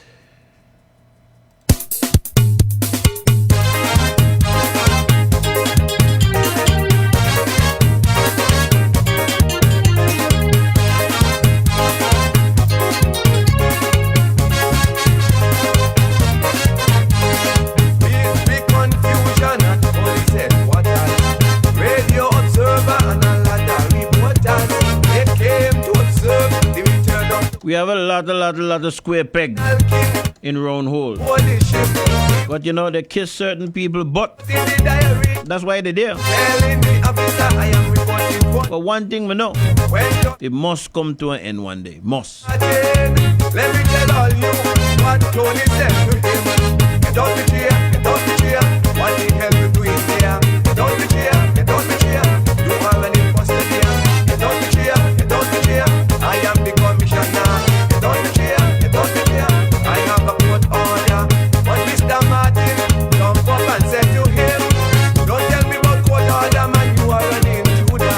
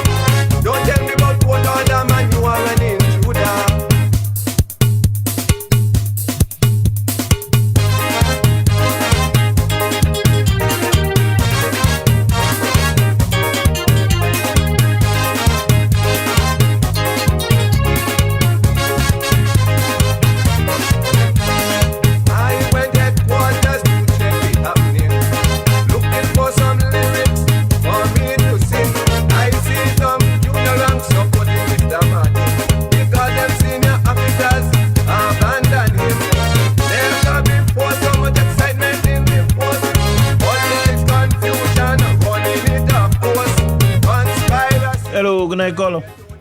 Hey, bless up, man, brother. How are you, man? Hey, me cool. What about you? Yeah, man. We just here listen to all this thing with what go down with Job Lucky, you understand? One thing I have to tell you, my brother Job Lucky, he all about time. And time, when the time comes, they will get the blessing, my brother. Because who believe that they're up there and they can't come down, they will come down. And you see, the truth set you free. And all of them are there, my brother. You're under the fool now. And them they're the one of the fool. Because we don't think they can have power in their hand forever. One day, he will pass you. You know man called Alan Stanford? They're jail. You remember at the time with the inquiry with the medical benefit, he didn't turn up. And people waited today. He did jail. Power. And believe that nobody can touch you, you will be touched. Because power only does one time. Only the oldest man have power and the man up above. Amen. And just all about Job Lucky, you just stay strong, my brother. Because who all sabotage you, they're going to come crumbling down. Continue to do good work, my brother. Bless up. order. But Mr. Martin, jump up and say to him, don't tell me about court order, man, you are an intruder.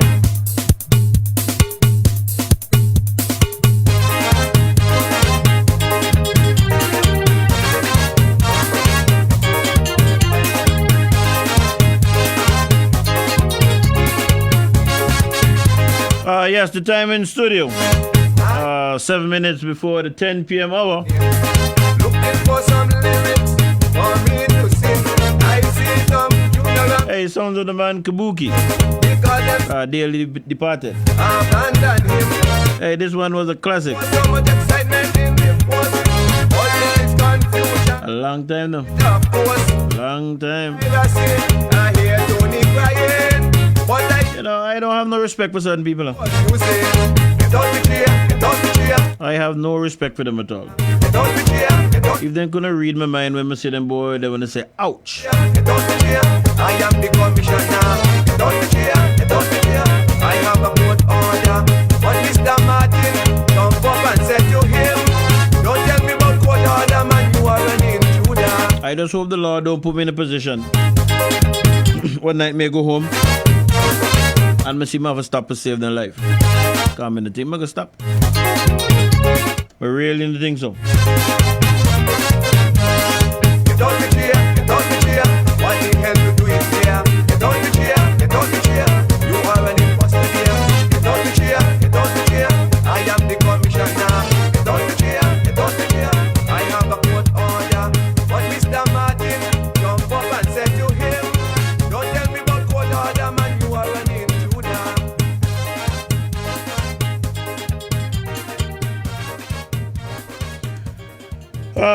Yes.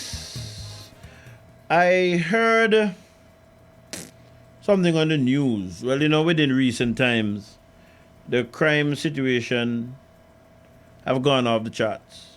There's no doubt about that. Heinous crimes. A young Syrian man was murdered a few days ago. Robbery gone bad. A young lady was raped broad daylight coming from work, I believe. That one there is a sensitive one, And young people. We would have heard and seen the videos of, certain things happening during Labor Day, around these different sporting complexes, etc. And I heard something, and when I heard it, I smiled, because sometimes when we do things and we say things, we don't know that this world is a wrong place. It goes around, it comes around.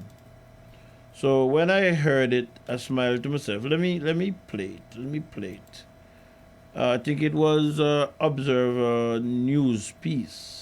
As residents continue to clutch their pearls tightly at news after news of youth violence and heinous crimes being committed by young people, officials are mulling over ways to curb this unwanted activity. Some believe that parents are to blame, while others support the old adage which says it takes a village to raise a child. But one thing that everyone agrees on is that something must be done. Just this week, a 16-year-old was remanded to prison for allegedly shooting a man dead. 5 minors were also said to be implicated in a recent rape. And unfortunately, even when prosecuted, the current law denotes a slap on the wrist. Well, Attorney General Stedroy Benjamin says the law will be amended so that these young criminals are treated as adults. Many persons are of the opinion that the Child Justice Act somehow prohibits the police from arresting juveniles who commit some serious offenses. But that is not so. Nonetheless, certain lawyers have spoken with me and certain stakeholders have spoken with me as well too. So we shall be looking at that law with a specific purpose of ensuring that the law is so drafted that when young people commit heinous offenses, they are dealt with just as adults in the state of Antigua and Barbuda. And I'm very concerned because it appears now from recent incidents that most of these offenses are committed by these young people. We understand that all stakeholders must meet and make a determination as to how we proceed. But we are not treating these young people with kid clubs anymore. Most of them are hooligans, and they'll be dealt with as they ought to be. We are going to maintain law and order in Antigua and Barbuda. Benjamin says stakeholders will be discussing the matter shortly. Yes, we have a team together right now. There are stakeholders. We have some meetings scheduled for next week and the week thereafter. But the people of this nation must be assured that when young deviants go out of their way to make life unbearable, people are scared from these young people, then the law will come forth and take its proper place to ensure that that behavior is curtailed. That was Attorney General Stedward Benjamin. According to the Child Justice Amendment Act of 2018, minors under the age of 12 cannot be held liable for criminal offenses. Minors over 14 are liable to spend no more than 3 years in prison if the offense for which the child is convicted is an offense listed under Schedule 3 or murder or treason, and if substantial and compelling reasons exist for imposing a sentence of imprisonment, which may include a previous failure to respond to alternative sentences, including sentences with a residential element, and where the court imposing the sentence considers that no other sentence is appropriate. Children aged 12 and 13 cannot receive jail time, but are liable to receive other types of sentences, such as referral to counseling. All right, yes. That was on the 27th of May when I heard it in the news. And I smiled to myself when I heard it. For the record, I am in agreement with the sentiments that are coming forth that criminal children should be treated as adults. I agree with that. There's certain crimes they can't hide under the guise of being a child. But when I heard it, my mind ran back on during the time of the UPP. There was a time during which the crime escalated.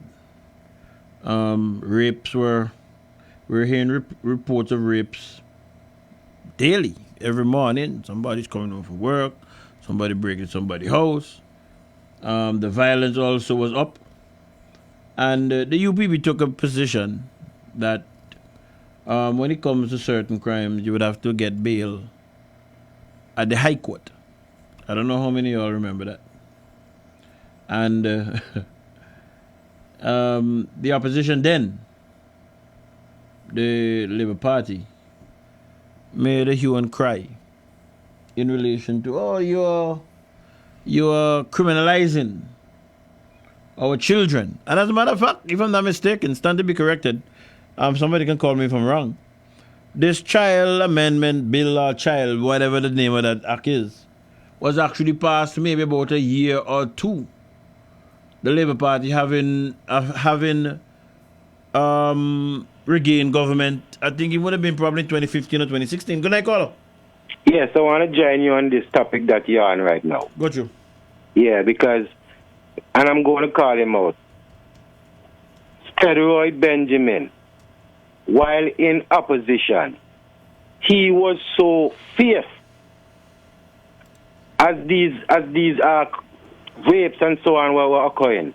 And he was adamant that he's going to make a change within the police force if the people were to vote for the Labour Party and he was supposed to be over the police again. And look at the kind of crimes that are occurring now under his watch. And he fails to resign.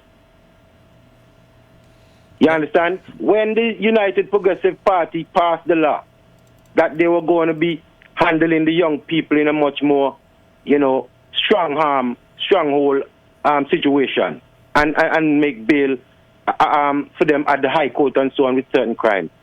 These same people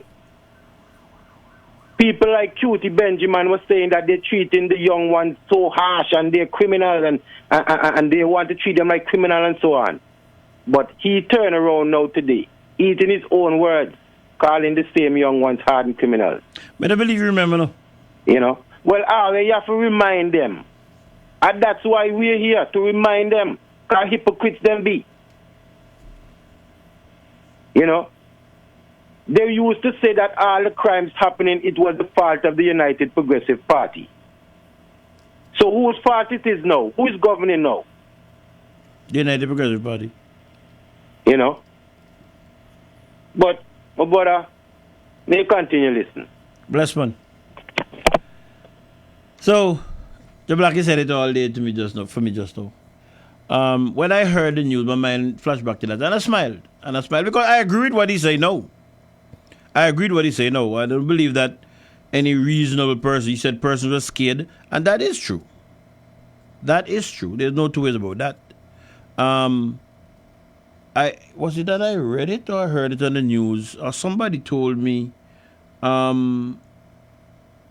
somebody attacked a female and maybe her daughter around, I don't know if it was around the Rising Sun area, 4:30 or something like that in the afternoon, and some other person was in the vehicle, another lady came to their assistance and blah blah blah blah blah. They were talking about the brazenness of the attack, you know.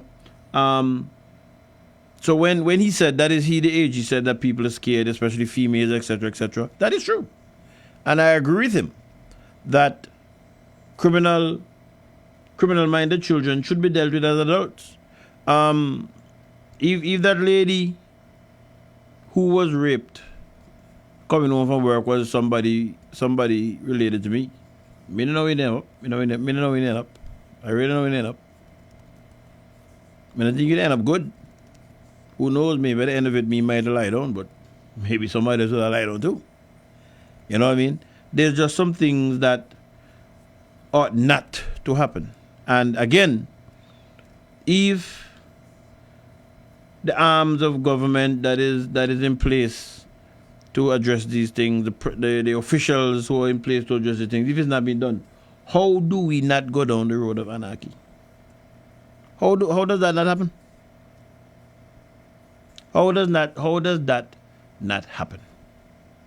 So when I heard it, my mind ran back to what was being said back then. And I believe the AG, on behalf of the cabinet, owes an apology to the UPP from back then. I really think so. Because if that apology is not forthcoming, I am going to agree that you all are really coming across as hypocrites. I'm going to agree with that. Another thing I heard that you know, it's a good thing when you follow these things, because you hear things, you know, today and it sets off bells from years ago. When the UPP came to government between 2004, 2014. I think Colin Derrick was the Minister of Justice, if I'm not mistaken, and that was his position. And I can remember that they fitted out the police with radios. I can remember that. I think it was from Motorola, if I'm not mistaken. And the whole issue of the importance of communication. When something goes out on the radio, everybody hear it. You might hear that police run somebody. And you will realize that they're coming straight to you. And you would have heard that, you know, if you have a government issued radio, etc. Good night, caller. Good night. Yes. Good night. One. Hey, what's up, Bubba? I'm cool. You're right at some topic there. Go ahead, man. You're on the air. No. Mm-hmm. You're right at some topic there. Yep. You know, fella called Rasai? Yes, my partner, Rastafari. You know he? Yes. Alright. Well, you know one ghost worker be? A ghost worker is somebody who is being paid to do a job and they're not doing the job. That's my understanding of the term ghost worker. Okay. Well, more like he for now. That since me know myself. never been a ghost worker yet, neither working for government nor nobody. I work for all the biggest construction company that come in the country. Any one of them. And furthermore, if I got a YouTube or anything Bangkok, but I want to have to know, Ballast Needham is the second biggest construction company around the world. And me don't work for that company there for over 7 years. They Jumbi Bay. I want he for know that. So I don't know who you are calling ghost worker. But let me say this to you. They find out what he take, because me not on time with he. He what me say. A long time me say this, I'm not get upset, so I'm not afraid. Me say the head, the commissioner of police need to be fired. He too comfortable with that kind of crime what happen in the country. He is at too much ease. No commissioner of police operate that kind of way there. I'm going to tell you, so if I catch you on the radio with anyone up on any show or anything, I'm going to tell you that. Straight up. And our politicians and them have to wake up. I don't care which side, what color, who them be, what their name, but them have to wake up. Check. Antigua got on wake up call. That's your head for right now. And if they can't stand up to the task, I bet then get out of the way. I don't care who them be. And nobody else come in the way. Because there were too many things that happen. And something would happen last night. And by tonight you hear something else worse even happen. And you can't tell me that nobody find it right for the rights to go to the parliament and pass some hashtag law where part man now go see street and so for some long time. Now tell me that for our country don't, because let me tell you something. Them like 6 months and 3 months what a man get, right? I cannot blame the magistrate and so on for them kind of thing there. Our judiciary is responsible for them things. And if the kind of law that then got set in a place, no change, one man gave for kill one man in Antigua and go to jail for 6 months and maybe 11 months and so on come out. This some have to change. And who wanna see them so? Get out of our way. No matter who you be, you stand in the way of the people. You cause blockage to our, you cause problem to our and our living. Because people don't feel safe and comfortable. Not even when they're in the yard. Because these guys like now had the right to even come where you live, walk in your place, do you anything, and you do them anything, you get locked up and get wrong and all kinds. So what would ignorance happen that need to stop? No. Otherwise, now Antigua left here, everything just done with. Have a good night, yeah? Thanks much, man. And I must say that I agree with Bubler. I agree with what Bubler have said. I like the part where he says, regardless to who you be, regardless to who the person is, regardless to who the official is, if you're in the way and are going to be a part of the solution, come out our way. I agree that 100%, Bubler. Good night, caller. Good night, Dave. Rasai. Wagwan King. Me cool. Are we Blackie? You alone in the studio tonight? Yeah, me alone here for tonight, Jim. Yeah, come me listen to an interview with Blackie really with the whole situation. I see that up to now nothing happened about them, you know what I mean? But we can me hear Bubler touch on little thing about Iman, you know? Yeah. Did you hear me? Did you say that Bubler was a ghost worker? Never said Bubba was a ghost worker king. You see, this is the thing where I can't understand with them people, you know. They only hear one something. Beef. A lot of ghost worker are carry on right now under this government that happen right now, beef, and none of them are saying nothing. You hear me, my brother? I'm listening to you. Lots of ghost workers, they do that thing right now, and none of them are saying nothing. That's what me say. So Bubba need to get it right. You see in beef? And then, this is the thing again. The commissioner was on the radio today, Pan Pint FM. When he was there for calling today, so he could have tell the commissioner why he have to tell you. Maybe try calling, you couldn't get in. No, but you never said that. But you never said that. But maybe when you say you want to hear, but what me hear, we said a while. He would have loved to get the commissioner on the radio. So he could have tell the commissioner why he have to tell you. Maybe he tried and he couldn't get through. Don't assume that he didn't do that. I mean, like when people draw conclusions. Well, who put that away be then? Because from how we talk today, you know me even know that the commissioner is on the radio. Well, I don't know. Well, even you know you can't call. Okay, well, but why? Beef is one thing in me, right?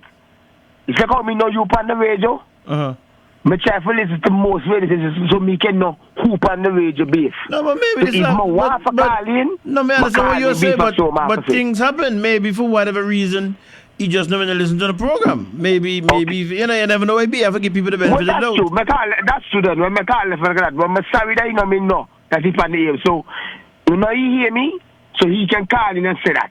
Say what carry on if he hear me or what. Well, but I'm sorry if you know me hear me. Maybe he'll get time again. I'm gonna want to get sidetracked. I'm gonna want to get sidetracked tonight. No. That's what me want for call and make you know. Me never say nothing about he. I say a lot of ghost worker carry on right now under this Virginia, but none of them are saying nothing like himself now say nothing. That's what I say, beef. Right? No problem. All right, brother. Bless. Yeah, man.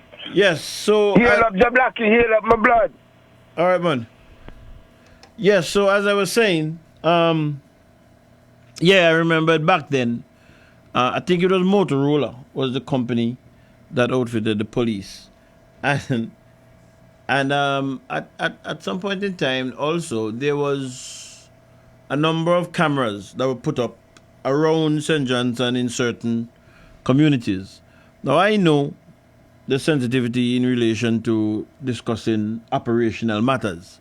And, you know, there's just something that you're not able to discuss as it goes to operations.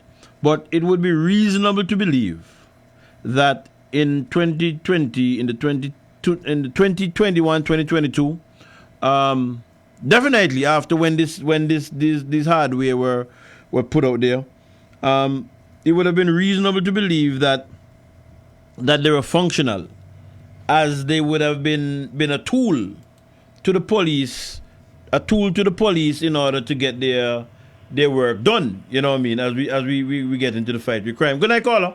Biff. Hi. You see, just like what you're trying to explain to us, hey, look, you're a boss. You know what I'm your boss? You think different. Your thinking is flexible, you check? Why?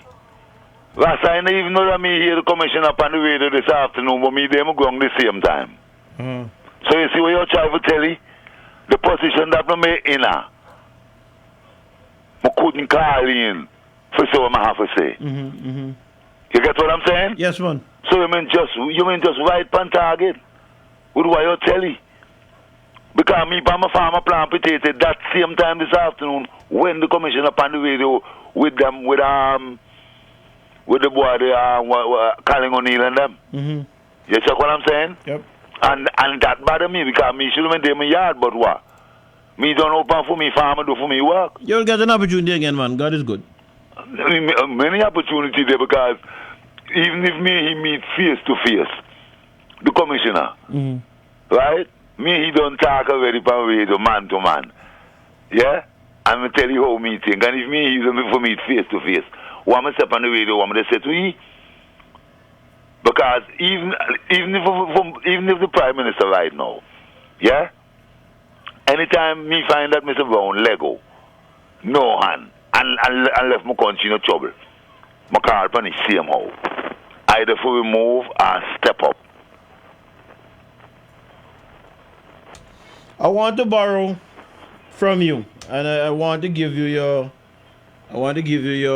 props. I like that statement where you said, whoever, don't care who it is, if you're not a part of the solution, how are we going to come out of the way?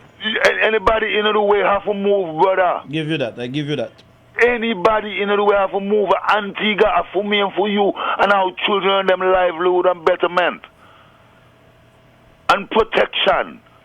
And they ask for the job for serve and protect our country. And for city that our living and our well-being is proper and protected. So, wow, you get the job. If you can't manage your move, left the work, no matter who you be. Look, man, Antigua be our can't talk, our favorite talk. That's how come to. Well, let me tell you something now. In Antigua, I don't care who they.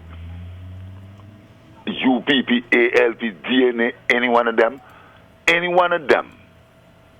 that say them take for me country for run this country for represent me and this island here. Because you see Antigua name, the name that she carry means so much to me, right? That the fight that may carry and just about party is about Antigua. Because country first and then come man. Some only over all the man can hear what me say clear and straight. Because me wait Gastonbury, me stand the Gastonbury corner. Firm, strong, very strong too. But me stand up with the the things that me expect you to do for me and for this country, or for the country and for me. And if you can't do them, we'll just tell you, well, then you can't manage it. Bless, man. Thank you for that. Aye. Yes, man. Thank you very Man. much. All right. Yes, very solid confirmation. Solid position, solid conversation. Bobler, I really stand with you with that. I really stand with that, regardless to who it is, because this country bigger than all of us. And for the past couple of months, as a matter of fact, when I made the comment, and I made a comment on the article that the opinion piece that Mr. Pompey put forward, and I remember looking at the news and when America was pulling out of Afghanistan, how people running behind the plane, the last of the plane that was leaving, how they made a hold on the plane, a drop off the plane to then death. Why? Because then they know that when the buffer left that country, what they were going to be living under would have been close to hell. We see what's happening in Haiti. That's what I'm saying? We look and we see what's happening in Haiti. Almost totally lawless now. No, what they call it? The gangs or the militias and them they run things. CARICOM, nobody can step in there as yet to give that security cover, to provide that security cover. How that's going to be, we don't know. And I'm saying that we have a duty, we here now have a duty to make sure that our younger generation who's coming up don't go to them levels there. And I am convinced in my mind that if we don't take a stand now, at this point in time, I think that now is when Antigua is changing. 5 years from now, 10 years from now, 15 years from now, we look back, we're going to say, hey, it's around this time when things change. If we don't take a stand now for Antigua and Barbuda, it's not going to be good for future generations. That's just my simple opinion. Getting back to what I was saying in relation to the remote roller stuff. So, between 2004, it was 2014. I know they outfitted the police with with certain radios. I can remember talking to a police officer now. At the time they were out Newfield side. I think they were checking for some they were on some raiding some fields. And they were talking about they could have followed what was happening in terms of, what was going on over the radio, blah, blah, blah, blah, blah. So when I heard this, I just smiled to myself and I said, boy, are we moving forward or are we moving backwards? And in more news on public safety, Commissioner of Police Atlee Roddy is again stressing the need for cameras to be placed at strategic points around the country to assist in the force's crime-fighting efforts. CCTV has continued across the globe to provide great assistance to police in terms of prevention and investigation and solving a number of crimes. Mm-hmm. In Antigua, we have some, but they are inadequate. I think we can have more, and we can have the technology that goes with them to provide better service to us. You will find some incident happening in certain part of the city, and capturing the information becomes difficult. So it's one of the things we've been saying, and we've been saying that for a while now, that we need to see more cameras in the city and in some of the out areas, the out districts, even at some of the junctions entering, because it assists investigation greatly. The constabulary was recently criticized for its low response time in relation to the alleged rape of a 46-year-old woman on Friesel Road. The top cop says that there is need for advanced radio communication technology. Response time will reduce if you have effective communications. Mm-hmm. Right now you're using what? Cell phones? Most of the time is cell phone, and that does not work in a police context. Because if you are getting a piece of information or a report, if you disseminate that through a radio system, every officer, even those who off duty who might have a radio, will hear about it. We had one, but that isn't, I wouldn't say obsolete, but it has made it time, and it does not have the frequency, and that the technology has advanced, and we need to come in line with the technology in terms of the numbers too, because we need to have much more base radio, what we call base radio, radios that are located at the stations and in those vehicles. Some vehicles does not have a base radio there, and we need to have much more portables for the officers on the street so everybody can be in communication.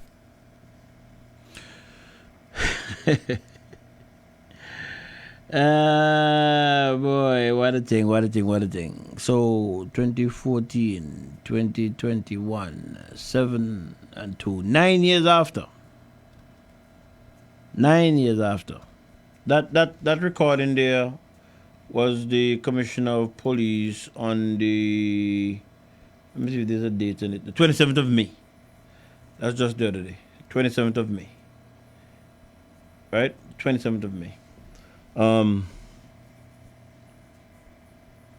We wonder, or we look and you take it for granted that in 2023, these tools that the police need to fight crime, to keep the public safe, should be available. And you wonder, you hear that we're doing so good. We're doing so good as a country. But then we hear things like this. I don't know how you square that. Somebody can call me and tell me. Good night, caller. Hello, good night. Hi. Yes, Beef. You spoke of the U.S. in Iraq, and I guess the U.S. in Haiti, although it was not stated, and the U.S. everywhere else. The problem is not with the people of the country, it's with the U.S. So wherever the U.S. go, people will run behind the U.S. because after the U.S. has caused havoc in the country, the only place they can go is with the people who is causing the havoc. So remember Aristide? And Aristide have a party, and the party operated in Haiti. And that party cannot exist in Haiti. And you would think that Aristide party is the best party of Haitian politics, but the U.S. outlaw that party. So is the U.S. who people are running from, and at the end of the day have to run to. I understand what you're saying, right, Analyst, but let me ask you this question. Yeah. I understand the point you're making, and I'm not going to go down that road too deeply, but I understand what you're saying. But let me ask this question. Was it the U.S. who was responsible for females can't get an education in Afghanistan? The U.S. You have to understand the psychology now. Did you hear my question? Yes, I hear your question. You're gonna answer it? But people think what is going on in the country is the people who is causing it. No, it's the U.S. It's reverse. I heard what you said. It's the reverse of the psychology. Analyst, I heard what you said. Yes. I made a note of it. One second. Hold on, man. He indicated that the United States is the problem and not the people. So I heard what you said. I'm asking you a question. In Afghanistan, females cannot get an education. Is that correct? That is not correct. That's not correct? No. Okay. So the psychology is what the U.S. use on the people, and people make decisions that are not good for them because of the psychology used on them. Okay, Analyst. So listen to how you understand the U.S. No, hold on. The U.S. have a female president? Analyst, I'm not going to listen too long because I'm not going to get sidetracked. Right. But I hear your point. So let me say this again. Go ahead. All of those countries have women leaders leading their country. Who was the woman leading Afghanistan? Which woman ever led Afghanistan? I can't tell you the woman. Okay. Hey, but I will tell you, all of those countries has had women leaders leading the countries. Okay, man. Iraq, Iran, all of them. Now, USA have never had a woman leader. So that is where the woman thing come from. Okay, boss. Okay? Take care, man. All right. Hey, yes, now I get sidetracked. I hear you, Analyst. That's another discussion for another week. That is week here. Going back to what the commissioner would have said.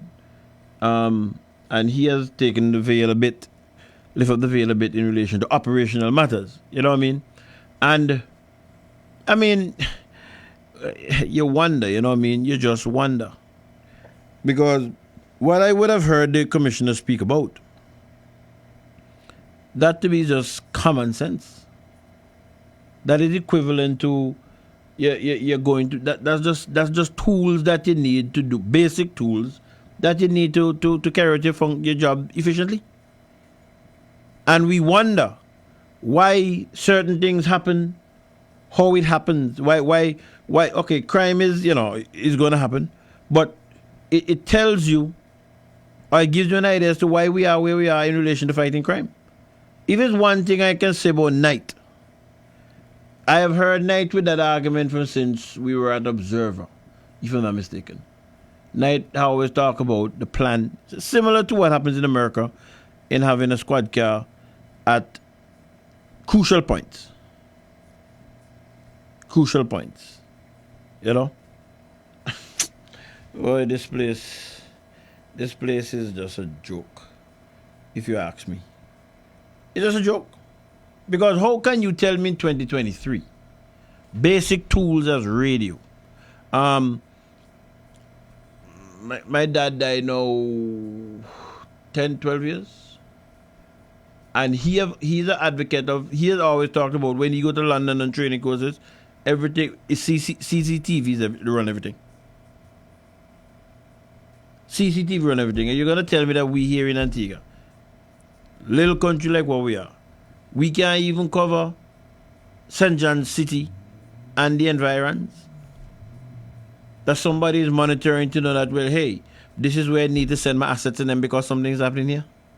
Or this is what I could use to get evidence of some situation. So when the criminals and them know that that's what's happening, where things happen? Boy, if that's not a joke, man. If it's not a joke, I don't know. I don't really know. I don't really know what to say. I don't know what to say. I don't know what to say. Maybe somebody else can.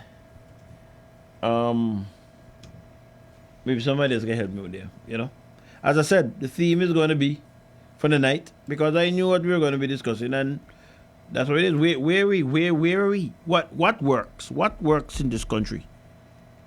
What works in this country reasonably as we believe it should work? What? Tell me. All right.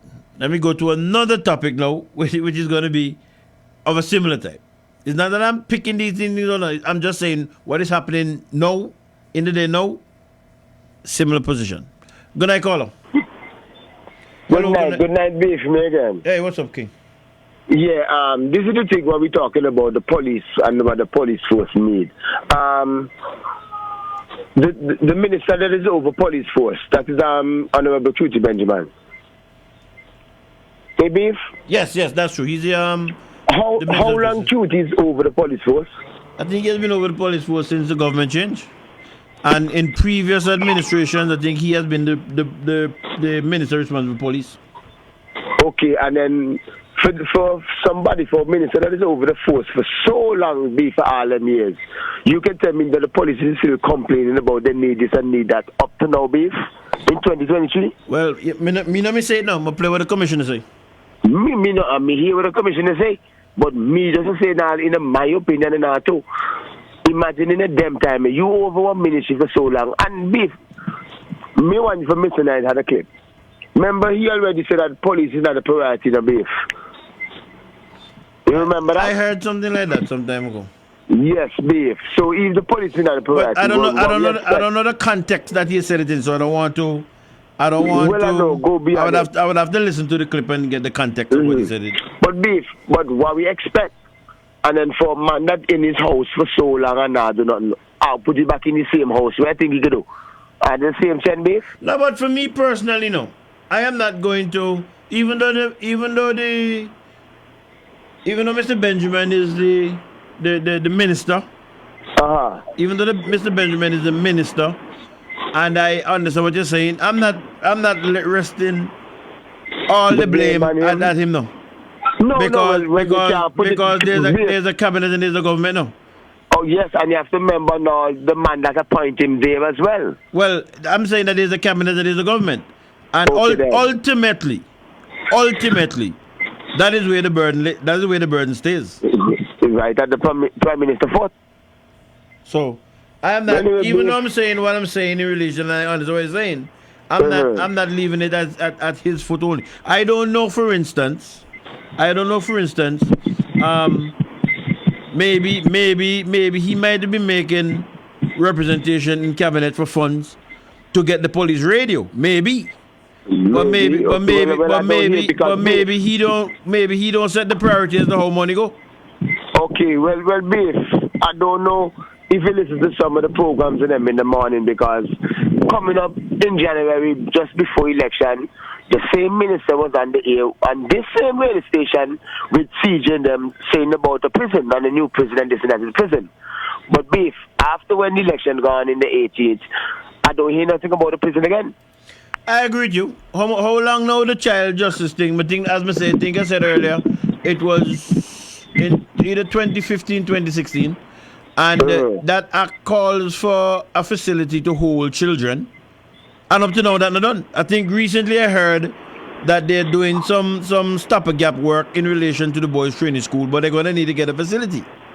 Now look how long that lot of pass. Me tell you, Beef, and now we're doing it, and if you realize and nobody tell me about lack of funds, even though I understand funds is not infinite, because when we have to do other things, the money is found. Yep. So it's a matter of how things are prioritized, as far as I'm concerned. Well, that's how I'm seeing it. And Beef, and how I'm seeing it too, pertaining to the different, how the money push on in the different department. If you're not fighting for something as a minister, you think you can get it? Yeah, I can't say. So probably he's not even fighting for all those things either. No, I'm going to say the reverse. I'm going to say the reverse to what you're saying. Until I get information that's not the case. I am going to say maybe he's advocating, and the decision, or the majority that makes the decision, have not come down that line. We'll hope so. We'll get that information, Beef. by next week Saturday, so me can get for call and say, okay, then all right, that's what it is. Me will try. Me not carry this country. Me go only do for me part. That's it. Everybody better start to carry for the weight. Remember you investigate as well to be. Hey, so me don't talk to you now. Part of your work. Me don't talk to you now. Well, beef, me know you. Me don't talk to you. And me know you better than the people. So only prepared for do my part. Me not do nobody part. Well, that's so true. Nobody look for me for do for them the part. Boy, beef. I want me done do for me part. Me satisfied. Me can go. No, me ten go lie down. Well, for me, that know you and know what you capable of doing, beef. I believe you might have a double up with certain things. Well, you can go. That ain't bad feeling. Drink some Eno. See you. All right. Hello, good night. Yeah, good. Hey. We agree with everything you said, but you know the problem is it's all about when them put as priority. Because you know what? Why they don't put the police and the crime as a priority? Because the crime rate in Antigua very low. But for example, in Chicago, them got all kind of everything. They have the money for spend and everything. And the crime rate high. You care why the police in there they can't stop crime up there. You ever go to Chicago? No. Oh. Crime rate ridiculous and that's in a big America. Police in there have everything, but they still can't fight crime. And what happens is why the government can now put certain things into a priority, prioritize certain hold on there, caller. Let me hold on there, caller. Let me make sure I understand what you say. In Chicago, the Chicago police force have everything, all the tools, and crime still high. Yeah. Because of that, in Antigua, the Antiguan police is not given the tools. That's why they're not prioritized. That's what you're telling me? They give the tools, but one thing is right, the government has spent plenty on the police and put them as like on priority because the crime rate is high. I think the crime rate is the one of the lowest in the world. So we believe in that. How you know that? Well, we believe in that. We don't really 100% certain about that, but we figure that's the reason why they want to prioritize the police and put them as look, 50 million I spent on the police force because them now then they say, look, the money can go elsewhere. Because remember this funds limited now. You have a good night. You have a good night, boss. All right, thank you. Dave, not tonight. All right, let me line up where I'm going to go to next. I'm going to go to National Solid Waste. I'm going to National Solid Waste next. Let me take this call. Good night, caller. Hello, King. Yeah, where's the King? Yeah, we hear that advice they call in and try for the defend the indefensible. You know, this is what I can't understand with them. He try to say that the government now put priority to the police. So that what that's to say? What that's to say? Antigua crime rate low. Antigua crime rate higher than we used to be in the past, and crime will get worse in this country. You agree with that? We know that. So he not understand that. He will tell her about Chicago. What Chicago? Jay Blackie, I tell you what we used to tell Kendi. Water can pass the level. No, if you ever take yarn, hey, me I want the fish for Friday tonight, no man. What the time now? Okay. At 10:41. Remember you home alive now. 11 o'clock we got. Bless up. Hey, whether be stressed or not, me ever come. Yes, I. Thank you. Yes, I. Hello. Okay, that caller there left me just now. All right, so yeah, like me to get caught up in. That's what the gentleman's opinion is. You have a right to say what is it. It makes sense to me, but if you make sense to he, the public will decide what is what. Good night, caller. Hey, Beef, what's going on? I'm good. How you doing? All right, man. So I notice in this place, right? Every 5 years, we're going to elect a set of people to run the country, right? And then set of people appoint people in critical roles. We don't appoint them. These people we elect appoint them. Commissioner of Police, Chief of Immigration, Head of Education, all these things. They appoint them, right? Mm-hmm. And it don't seem like these people get re-elected based on results in this country. These politicians go in there and their main goal every term is to get re-elected, not to look for the good of the country. That's one of the problems in our system in this country. Politicians' main goal is to get re-elected. And until things change, nothing now ever get better wrong here. As far as me see it. Because their priority is wrong. They say they have money for this, they don't have money for that, but then waste money on FET and all kind of other something for distract people and make people happy so that we will vote for them again. That's the main problem in this place here. Politicians in there forget re-elected, not to do things properly for the country. That's the way I see it. If I'm wrong, you can tell me, I'll listen to you, but from living in this country, that's how me see it. All right, man. Listen off here. Yeah. All right. I take your point, what you're saying, caller. I take your point, what you're saying. I don't necessarily blame the politicians. A politician job, as you said, and you know, they want to be re-elected. I can agree with that. To be honest with you, as I say, there is no silver bullet. There's no one thing that needs to happen to solve the problem of the country. I don't believe that there is. It's a number of things that has to happen, you know, simultaneously. But if I was to point my finger at one thing, I would point my finger at the people in this society who are conscious, who knows what's happening, and either who remain silent because of what they're getting, or remain silent because of what they intend to get. If I was supposed to point my finger at anybody, those are the persons that I would point my finger at. Let's look at government, and I'm going to be switching to National Solid Waste. No, and I could use that as an example. Over the last couple of months, we are having a problem with the garbage collection.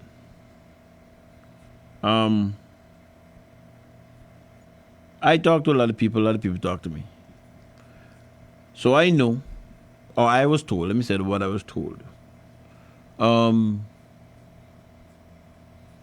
When Lionel Michael left the service, I believe the two leading persons who applied for, or they were looking at, to take over the position was one Mr. Spencer and Miss, I think it's Martin.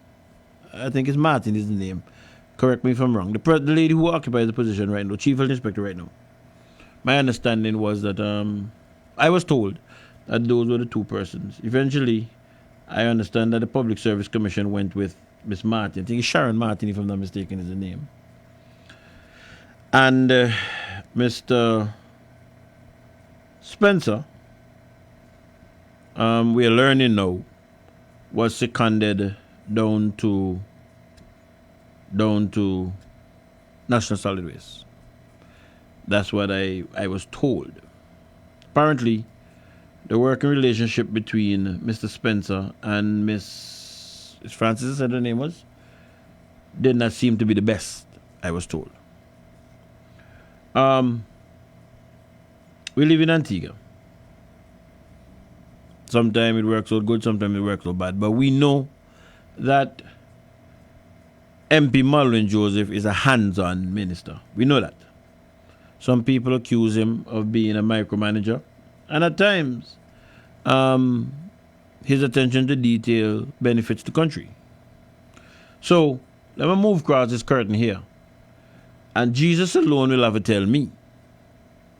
Jesus alone will have to tell me that MP Joseph did not have some say, some overriding say, in Mr. Spencer going down to National Solid Waste. Right? I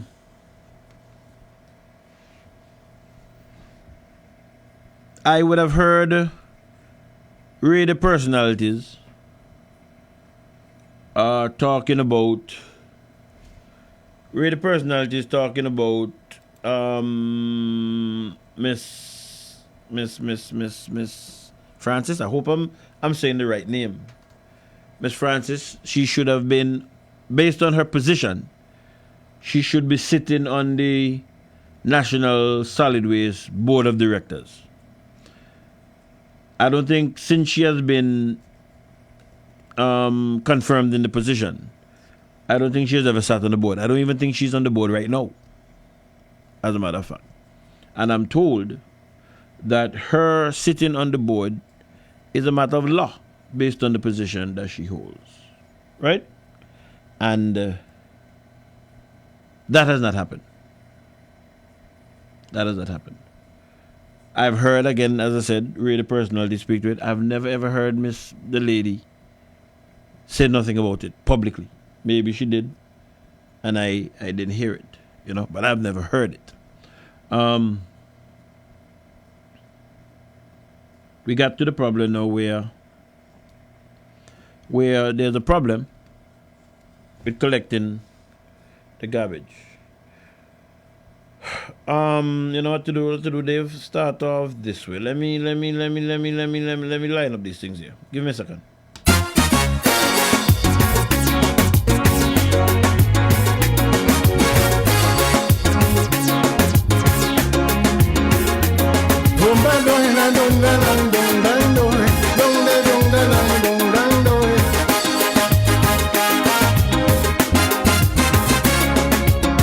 We once had a dream of being supreme, of being the pearl, the gem of it can be. Honest and sincere in our public affair, with no appetite for the gross and obscene.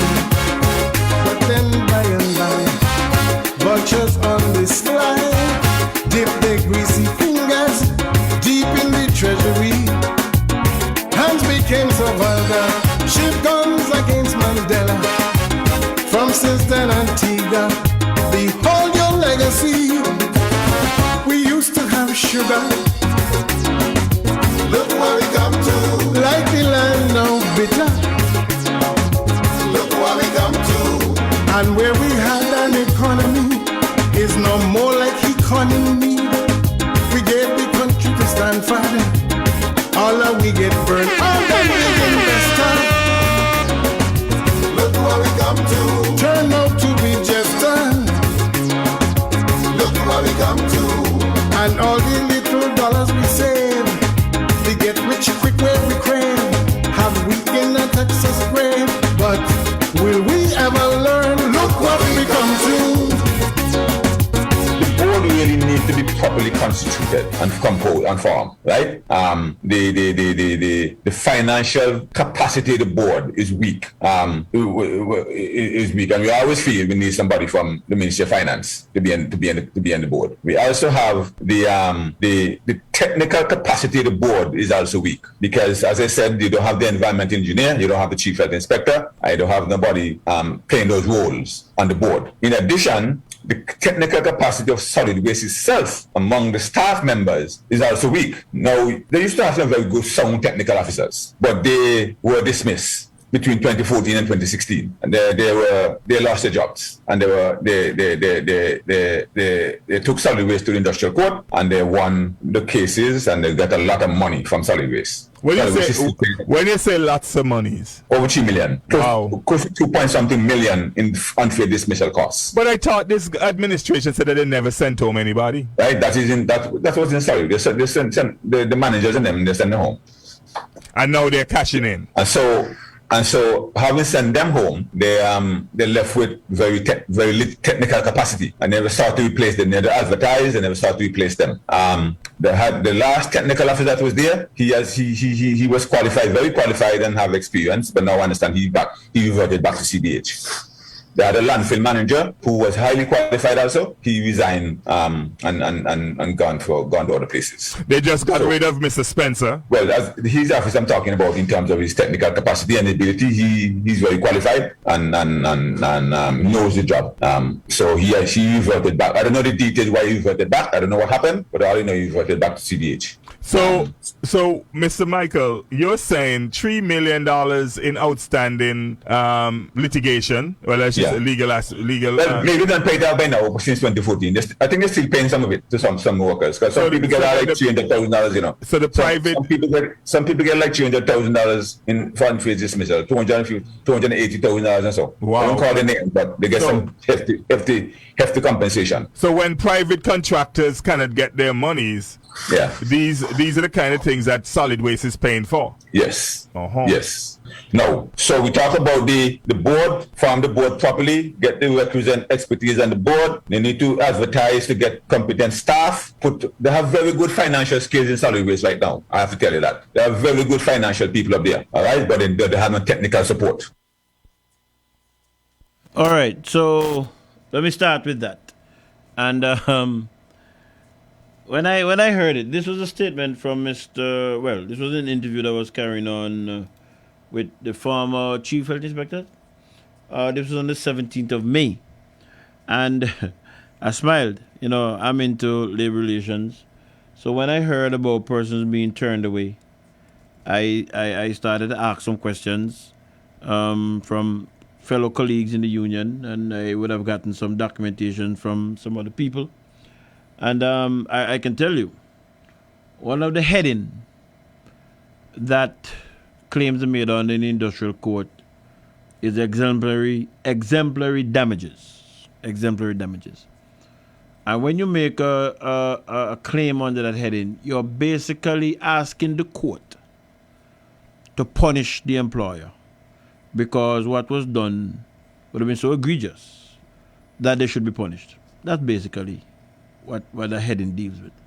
And in some of the documents that I saw, that some persons gave me sight of, I don't have a copy of them, but I saw them and made my notes.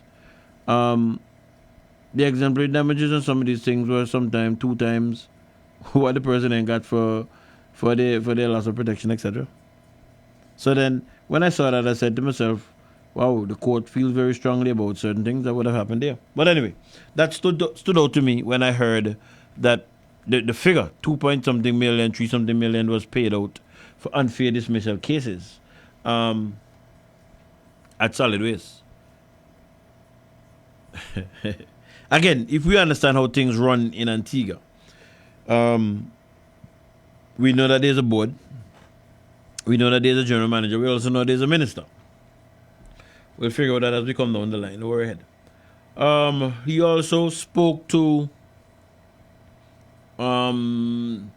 technicians being moved around, and he made mention of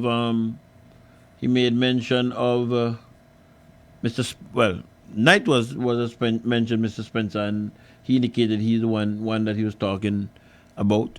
He didn't know why he was removed. I can remember the minister in responding, I believe, to a question or to a cross-talking that took place with Pringle in Parliament. I can remember the minister saying that there was a lady called, I think she's the I'm not sure if she's confirmed in the position she's acting presently, who is the present head down the National Solid Waste, would have gotten her doctorate or something to that effect in recent times. But that's going to be something that I'm going to come back to just now. I'm going to come back to that just now. Let me go with this recording, this clip here. Efforts are still being made to address the issue plaguing the National Solid Waste Management Authority, which have caused uncollected garbage to pile up at dozens of homes across the country. Chair of the National Solid Waste Management Authority, Michael Joseph, tells Observer that the problem stemmed from inadequate trucks to do the job. Where bulk waste is concerned, the government has to reduce the amount to cut costs and focus on efficiency. Initially, you had such a large number of bulk waste trucks that are billing solid waste for work that they're doing daily. And of course, this has affected our cash flow situation. At the same time, you have more trucks, but doesn't necessarily mean it's equating to a larger volume of work. So the intention is, once you reduce the number of trucks, one, to increase efficiency, but because you don't have that large recurring expenditure from all these trucks, you're able to then pay all the contractors that you currently have debts with and clear off those outstanding balances sooner. That was indeed now Chairman of the National Solid Waste Management Authority, Michael Joseph, who took over from Darrell Spencer, whose contract ended in April. All right, so Michael Joseph took over from Darrell Spencer, whose contract ended, when she said? In where is it? Ended when? Ended. That was indeed now Chairman of the National Solid Waste Management Authority, Michael Joseph, who took over from Darrell Spencer, whose contract ended in April. April. All right, contract ended in April. I asked some questions of some people in relation to this whole garbage thing. And, well, you know, we would have heard this situation with the garbage situation down at National Solid Waste debacle for some time now. We would have heard persons who were involved in the operation down there come in here and tell you right out the issue is the issue of money. Too much trucks have been brought in. And we've heard all of those publicly. I asked some questions over the last week. And from what I've been able to glean, where am I with that? ZDK. Come on. Let me see where that is. National Solid Waste. From what I've been told by a number of persons, because I don't really take what one person tell me. I always try to cross-reference it with at least 2 or 3 persons. But from what I've been told, from what I've gathered, 2 persons. I'm not going to call their names. We don't have their names here. 2 persons, they have 4 compactor trucks in the system. And apparently what happens, from what I've been told, is that these persons, they're responsible for, they pay their staff up front, and then they would get their money afterwards. So it has gotten to a stage where I'm told sometimes some of the checks that they get in, it doesn't even cover paying their staff. So they might have begun to feel a pinch. Now, we would have heard on the news that CBH itself, National Solid Waste itself had 3 compactor trucks. They had a number of trucks that were not working, and they were able to cannibalize some of the trucks and come up with 2 trucks. So it's going to be 5 compactor trucks National Solid Waste would have now. 5 and 8 is 13. So it's 13 compactor trucks. Roundabout. That is picking up household garbage. There might be a few more. As I'm speaking now, I just remembered I had a joke with one, but so there might be a few more. But apparently there seems to be a shortage of compactor trucks. But at the same point in time, seems to be that the grass cutters and the trucks that are used to deal with those waste and bulk waste, those are the trucks that seems to be into the hundreds for what we're hearing. Right? So that's an issue. And we would have heard the Prime Minister say, I would have to go back to that clip, but we would have heard the Prime Minister say that National Solid Waste is not getting value for money I think they're 3-ton trucks, if I'm not mistaken. He said, but he's on record with that. I'm told that the weekly amount to cover expenses at National Solid Waste is in the region of $679,000 weekly. That is my understanding, what I was told.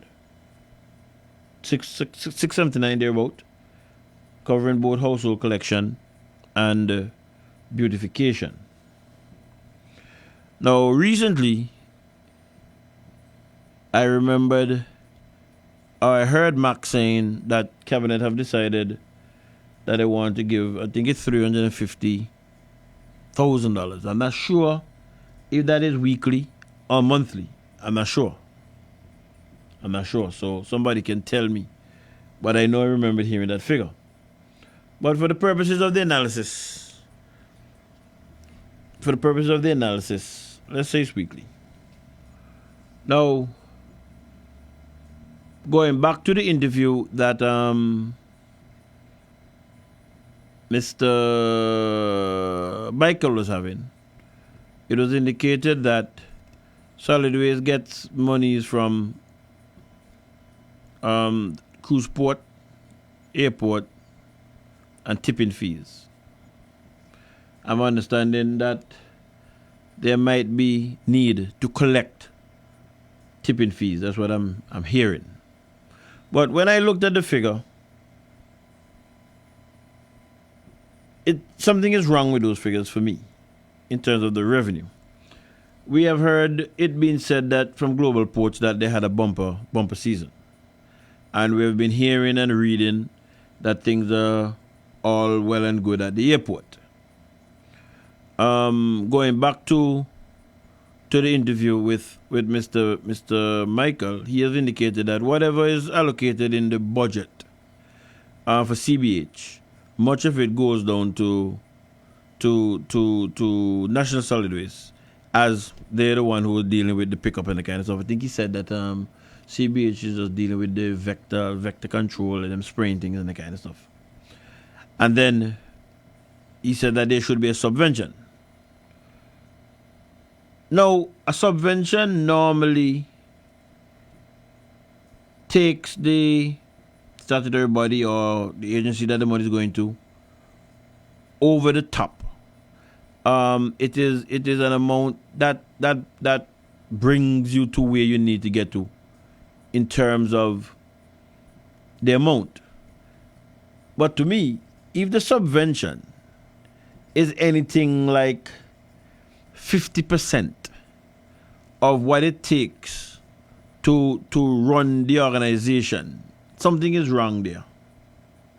Because if it's $679,000 roughly weekly, it takes to deal with National Solid Waste on a weekly basis, and government have decided, they might have been given a low amount, but government is giving $350,000. And as I said, I'm not sure if it's weekly or monthly, but for the purpose of the analysis, let's go weekly.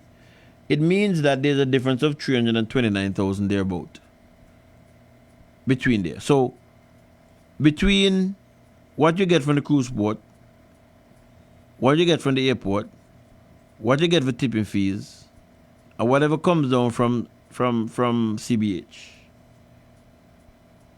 you're still out, or that figure, whatever that figure is, you still need to get $250,000 a week from government.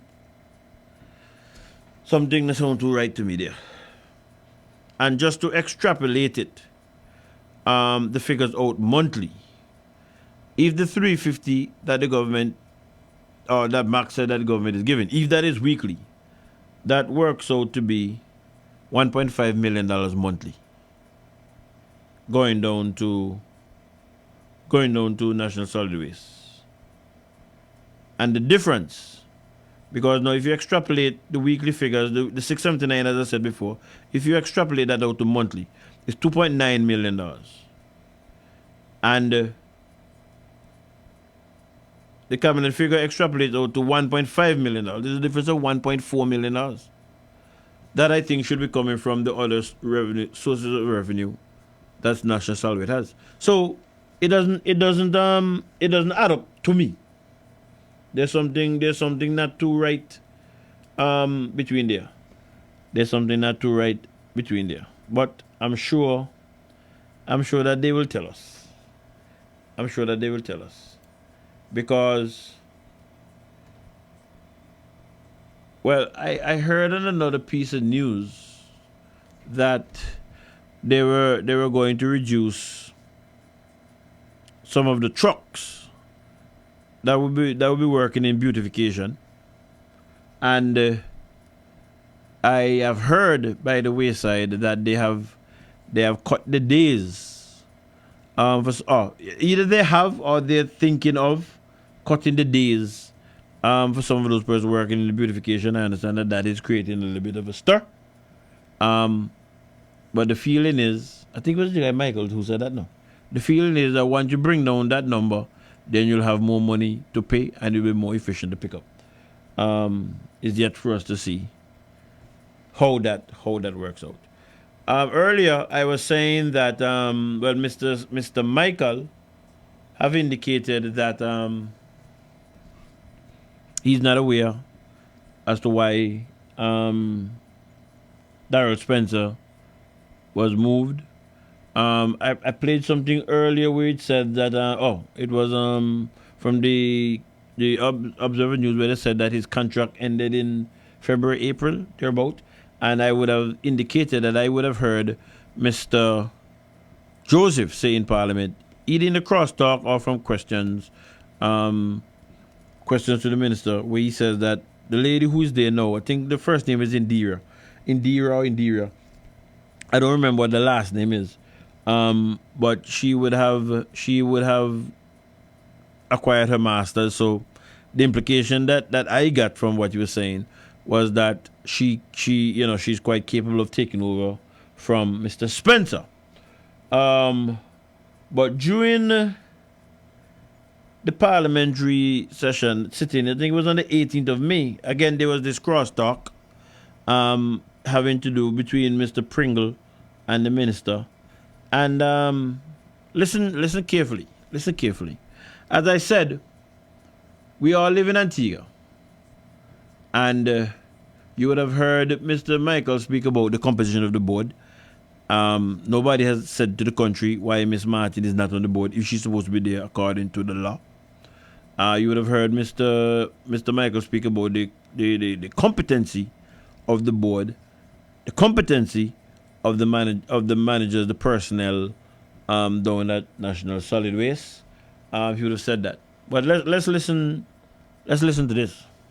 Well, Mr. Speaker, if the member, let me help. If you're going to say that the environment is not managed properly, the general manager at the time was Mr. Spencer, Daryl Spencer, your campaign manager. Daryl Spencer was the manager. He was totally in charge of solid waste. And you're saying that solid waste is mismanaged. Well, you said that right. No. Listen to your logic. Listen to your logic. You're saying you are indicting the very person. You are indicting the career of Mr. Daryl Spencer. He was the general manager. Oh, my goodness. I say all the time to public servants, whenever you succumb to the pressure of ministers, you're going to have a problem. And for me, personally, it's easier for me to walk away than to subject myself to that. Now, the opposition would have been saying that, it's a catastrophe down at National Solid Waste. And I don't think that no reasonable person can say that's not true. But you hear whose shoulder it is being laid on.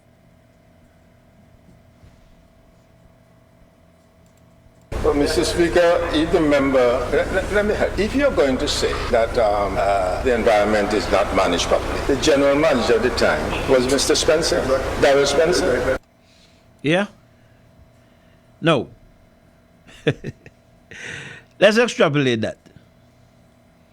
If there are hundreds of trucks in the system that need not be in the system based on what Mr. Michael Joseph had said, based on what we would have heard former board chairman say, etc. I'm told that even coming down to the election, even though that there was a number over that's needed, more was added. The general manager is the one that caused it. Well, let me say what the minister said. If you're saying that down there is a catastrophe, the general manager is the one that died, so he's who you're indicting. That is how it is in reality. I'll let you answer that. But here, let's go to why he might have been moved. General manager at the time was Mr. Spencer, Darrell Spencer. Your campaign manager.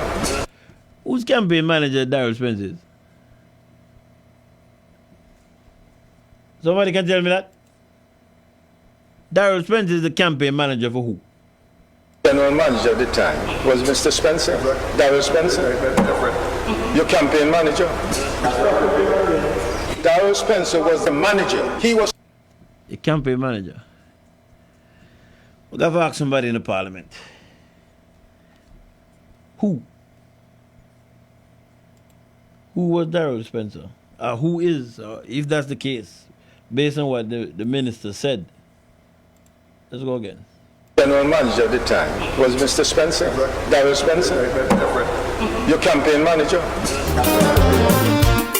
For so long we suffering, the poor man he crying, the Christ will rise. Oh well, boy. While we standing still. Hey, let me take the opportunity once again. Hey, to say the public servant. Sometimes you are guided by the law. We have or have not.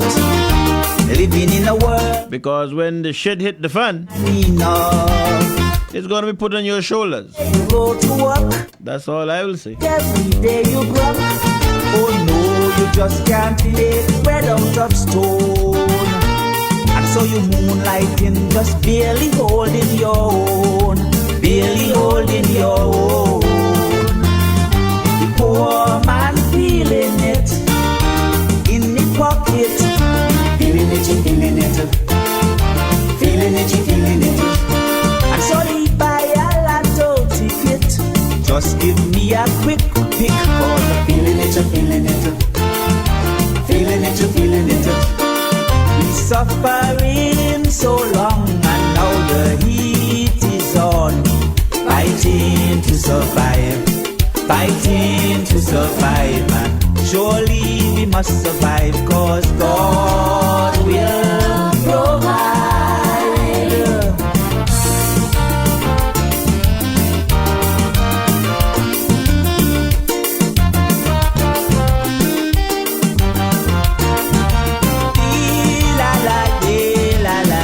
The poor man crying.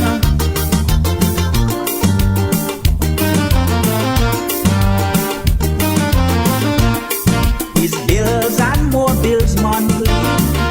It's never easy, and there is no way that you can owe it away.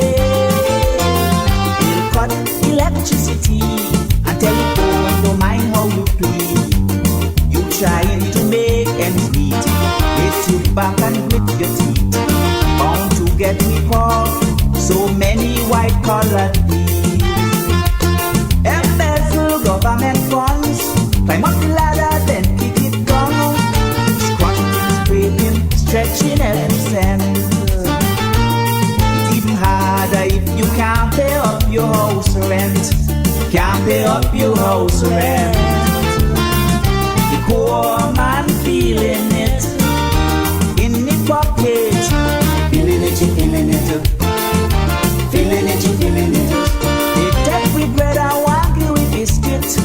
a little brackish beverage. So feeling it, you feeling it, feeling it, you feeling it.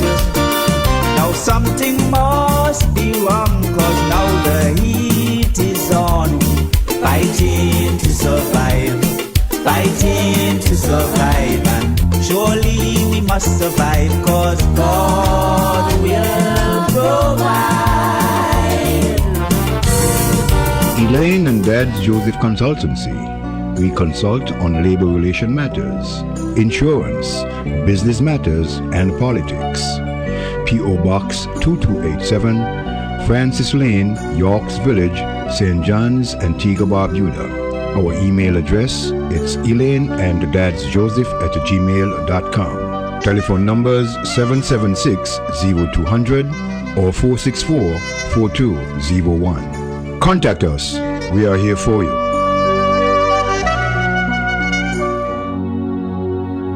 From a little cottage in number 3 Casarda Gardens hails Rags to Rugs. 100% handmade Antiguan interwoven rag rugs by J. Lissa Lewis. We have various sizes of floor rugs, decorative wall hanging rugs, and table mats, uniquely and sustainably handmade. To purchase, send us a message via WhatsApp at 268-770-8088 for directions to our physical location, or we can deliver to you anywhere on Antigua absolutely free.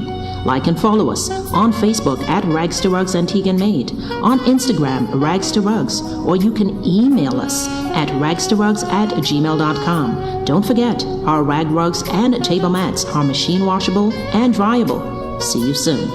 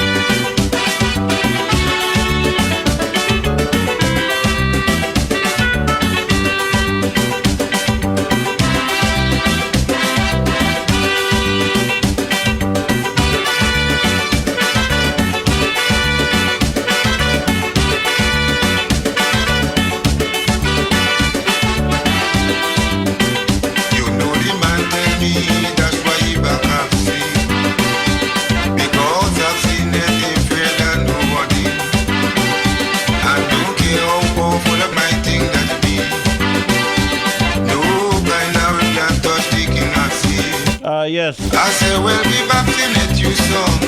Tall. He said, no, he might just sing it wrong. Hey, he might just sing it wrong. I know. Hey, welcome back to Real Talk. Hey, right here on ZDK Liberty Radio 97.1. Time in studio.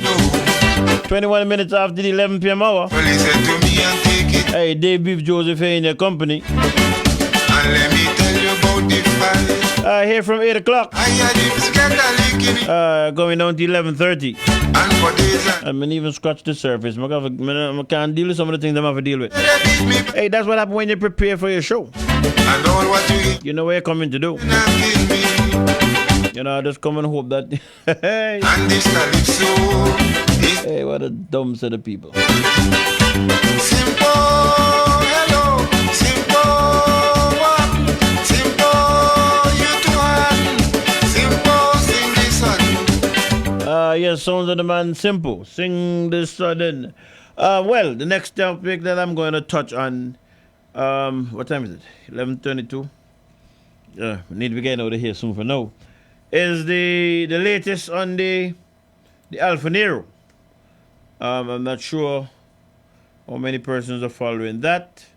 Within recent days, it was announced that the sanctions were lifted off of the Alpha Nero. You know what? Let me play it. Where is it? Let me go here. We begin with news this evening that the United States has removed the Alpha Nero super yacht from its sanctions list in another development being welcomed by the government of Antigua and Barbuda, who now owns the vessel.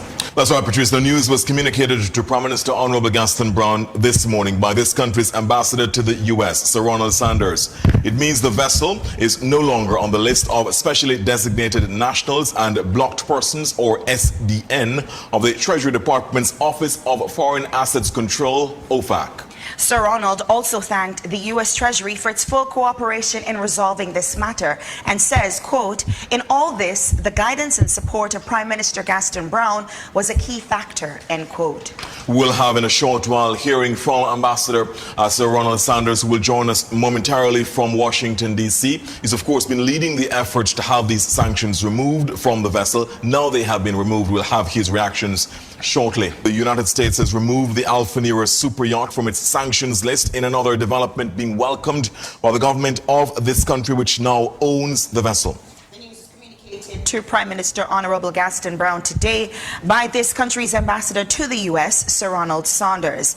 It means the vessel is no longer on the list of specially designated nationals and blocked persons, SDN, of the Treasury Department's Office of Foreign Assets Control, the OFAC.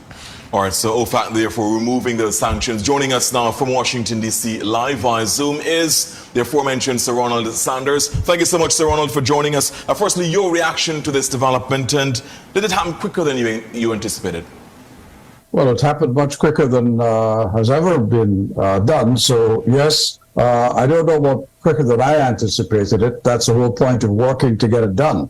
And the quicker we got it done, the better. But this process usually takes years. And I think there was great speculation when we first decided that we were going to try to get this vessel delisted and to get a license to conduct the auction to sell it. There was great speculation in Antigua that we would fail to do so. It was reported in the media, several places, people made comments, but you know, the proof of the pudding is always in the eating, and now we're eating the pudding. Now, the government already had a license from OFAC to proceed with the sale of the super yacht. With the sanctions lifted now from the vessel, please explain how this further aids the process. Well, first of all, nobody would buy a vessel that's sanctioned, so it definitely aids the process.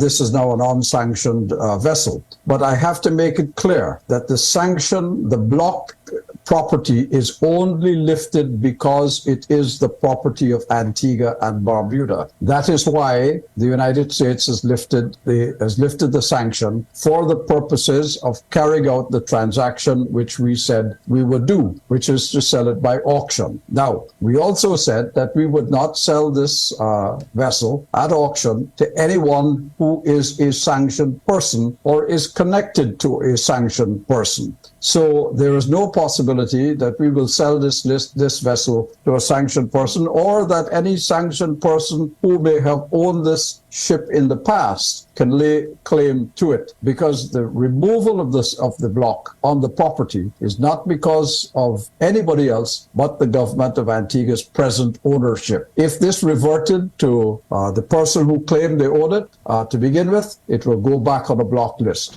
Yes. Could you talk with us, Ambassador Sanders, about the process now going forward? Of course, the government will be looking to accelerate the auction of the vessel. What now happens? Well, I think you've got to talk to the people in Antigua who are concerned with the auction about that. I'm not. My responsibility was primarily to deal with the United States government, with OFAC and with others, in trying to get both the license to proceed with the auction and secondly, to get the ship delisted for our purposes, and that we have done. But I have no knowledge of what the story is with the auction, what the arrangements are. I think the person you have to talk to there is Mr. Telemac, the port manager. Yes, we're certainly in touch with him, and certainly we'll get some updates on that. A final question, Ambassador Sanders, in terms of the support you've received in the release that you've issued today, you talk about the support and cooperation of the U.S. authorities. Talk with us about that, please. Well, I mean, no, I'm not going to tell you that, because that is to tell you who it is that we contacted and worked with in this process. I won't tell you that, because once I say who those people are, then all kinds of other lobbyists will be knocking on their door. And I'm not about to expose them to that. But I hope you understand my position. No, not in detail, not in terms of the names, but generally you talked about the cooperation you've received from the U.S. authorities. Well, we received cooperation from OFAC, the Office of Foreign Assets Control, the people who put the ship under sanctions to begin with. We received the assistance of the National Security Council. We received the assistance of the White House and people who work in there, and we received support from the embassy in Barbados of the United States. So it was a combination of high-level people in Washington and working under the guidance of the Prime Minister of Antigua and Barbuda. All right, so that was from the 1st of June, a few days ago. The sanctions has been lifted, so I guess we will hear of the auction in a few days' time. I've heard some person saying the amount of people and agency waiting for this money to come into the government coffers, where certain things could be paid. They're waiting with bated breath. Good night, caller. Hello, good evening. Hey, what's up, King? I'm good. Now, we heard from Ron. And he said that the only reason why the sanctions are lifted is because the yacht belonged to Antigua. That's what he said. So it cannot stop belonging to Antigua. No, he can't. Whoever is going to get it at auction, I'm saying what he said. Yeah. Whoever is going to get an auction cannot be associated with a sanctioned person, or else the sanction goes back on. So I guess whoever the government is going to auction to, either the government or who's going to buy it is going to have to clear with the American agency, whichever agency that is, that these are who they are, so that they won't be sanctioned, the boat won't be sanctioned again. That's my understanding of what he said. I understand what he's trying to say. But the only reason why he is saying the boat is seemingly unsanctioned is because Antigua owns it. Correct, he said that. Right. So, there is no other owner that can own it without the sanction being on. Because he would have to clarify who in this world he know could be an unsanctioned person. So I think he says to go and ask Telemac, because it's Telemac who knows about sanctions yet. No, Telemac knows about the what are you calling it? The lights. Oh Lord, the thing doesn't go in my head. No, the auction. Yes. So that's what I'm saying, because Telemac, he went on a few seminars and he says he learned a lot about sanction yacht. But there is no other entity other than Antigua that they could claim is an unsanctioned entity. So are you saying that anybody who comes forward to purchase the boat by auction, they must be sanctioned in this world? There's no unsanctioned? They are going to be under sanction. Oh, okay, all right. So I don't think they're just kicking the can down the road a little further. How you figure that? Huh? How you figure that? Because there is no entity other than the persons at the U.S. haven't held any yachts in the U.S. now. Everything is outside of the U.S. because they know of the seriousness of it. So Antigua have negotiated, and they give them a can to kick. So I will see how long they're going to kick this can. Because the yacht, as Ron has been claiming, it belongs to Antigua. And everybody is clear that it belongs to Antigua. So now, we are left with a yacht belonging to Antigua. Well, if we're going to go by the timeline that different government, Antiguan government officials have put out there, the auction should take place next week. So let's see. Yeah, we will wait and see. Yeah, let's wait and see. No problem. All right, but take but I have to tell you my calculation before we wait until next week. What's your calculation? My calculation, the yacht stays here infinitum until the war done. Okay. Okay? All right. All right. Interested, Alice. Interested. The UPP, and not only the UPP, because I myself to hold that opinion. I shouldn't say the UPP. Members in the UPP, and I myself hold that opinion that I don't see how there's spoils coming from this sale, this action, and it doesn't go to Ukraine and Ukrainians less any expenses that there might be prior. That's my opinion. If my understanding is correct, these sanctions was put on these oligarchs, or the sanctions on the oligarchs' assets was because America and her allies are of the opinion that these persons, these oligarchs, was feeding the war machine for Putin. In some cases, some people even believe that that they were fronting for Putin. So these assets would have been sanctioned and seized wherever they existed in the world. I have heard. Well, it appears to me. Let me let the UPP speak for themselves. It appears to me as if the UPP is of the opinion that the monies that should come from this auction should be dealt with in a certain way. As a matter of fact, if I'm to go from what the public relations officer said last Friday, if I understood him correctly, that it should be a matter of a debate in Parliament, where the different MPs would have their say. I think Giselle is the chairman of the party, and she has, when that question was put to her, she did not speak to the party's position, she spoke to her position. And I believe that her position and my position is similar. I believe that. I think that the UPP should say to the people of Antigua and Barbuda, and I'm talking about now the position of the party, not the position of individual members, the position of the party. I believe that they should say to Antigua and Barbuda what their position is as to this whole situation, whether they believe that government should be benefiting from the money, whether they believe the money should be going to Ukrainians who are being bombed out of this world, etc. I just think that, and I wanted to say it.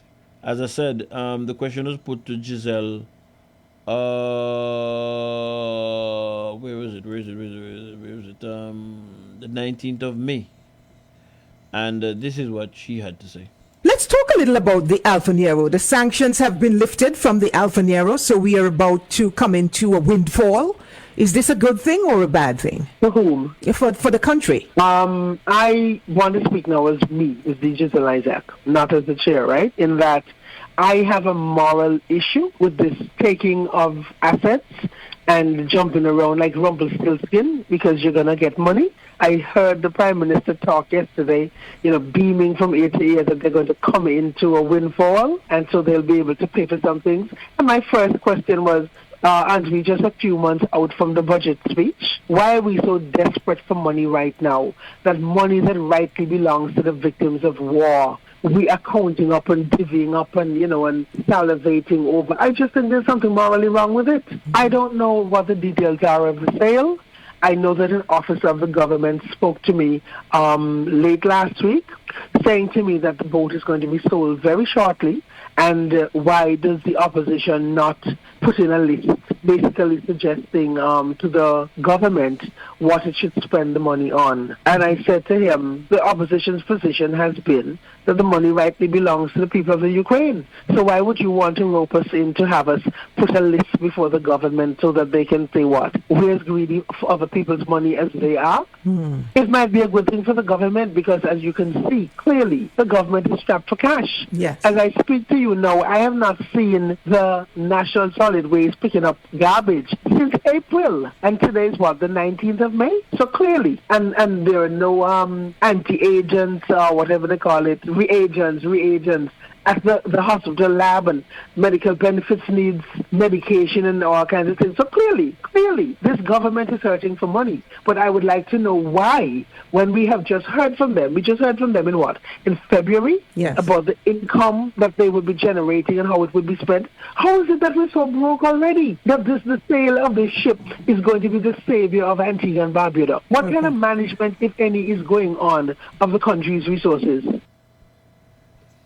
Yes, so that there was the opinion.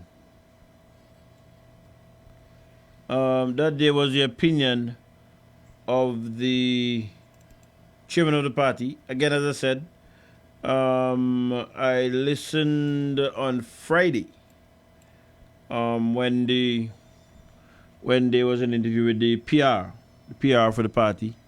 And I understood him to say that they would have wanted to have a discussion on it in Parliament in relation to what would these monies be used for. I think you know what? Let me just leave it at that. Let me just put it on the table, and then we will see if an official position comes out from the UPP as to where they stand with this, and we will wait until next week and see if the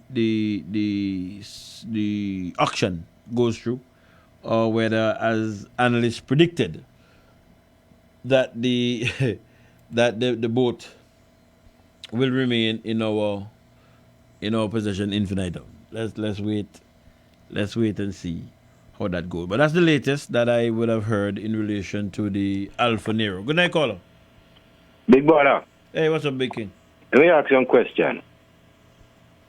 The government would have seized some millions about 2 years ago from an individual who found himself a fall of the law internationally. Are you aware of that? I think I heard something like that. I can't ask you the question then, because you don't have the answer. Go ahead, ask the question. It was about 60 million. That's what I heard. Okay, have they outlined what they would have used that money to cover? They haven't had access to that money as yet. No, they haven't outlined it. There is a school of thought, as I said, where the opposition is of the well. I'm not. Let me not say. I've heard persons in the opposition say that they believe it should be a matter of public debate in the House, where the MPs would have a say on it, and the government is of the opinion that does not necessarily have to be the case. They don't have to come to Parliament to have that discussion. So you're saying to me that money is still in the Treasury untouched? I don't believe so. Okay. One more question. The Alpha Nero is is valued at around 80 million, they said. I heard 60.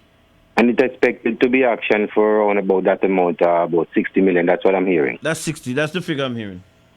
So now, all of the problems that we have been hearing about financially, and that they're hoping that they could use this money to, alleviate some of the stress financially from these areas.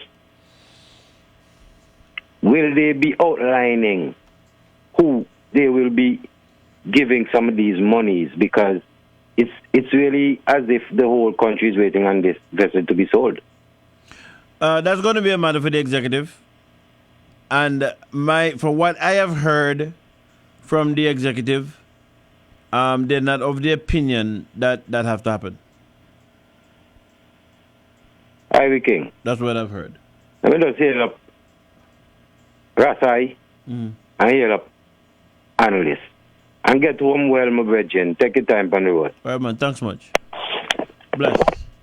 That's what I would have. I think I heard the Prime Minister said that in Parliament. I think it was in Parliament. He was when that was put to him as a question, and I think he indicated that he don't think that the cabinet is under no such legal obligations. Yeah, that's what it is. And for the other gentleman with the other monies, I don't know that there was any quote unquote accounting for it. I guess it went to pay salaries and the other expenses that government might have had, my friend. But that is what I would have heard. I don't remember what the deficit is from the last budget. I think it might have, let me not speculate. Knight would probably have to tell me. He followed them things here. But I guess some of the things that could not be paid based on the deficit, I guess monies from the auction would go to that. That's just my belief. Again, as I said, for me personally, I don't see how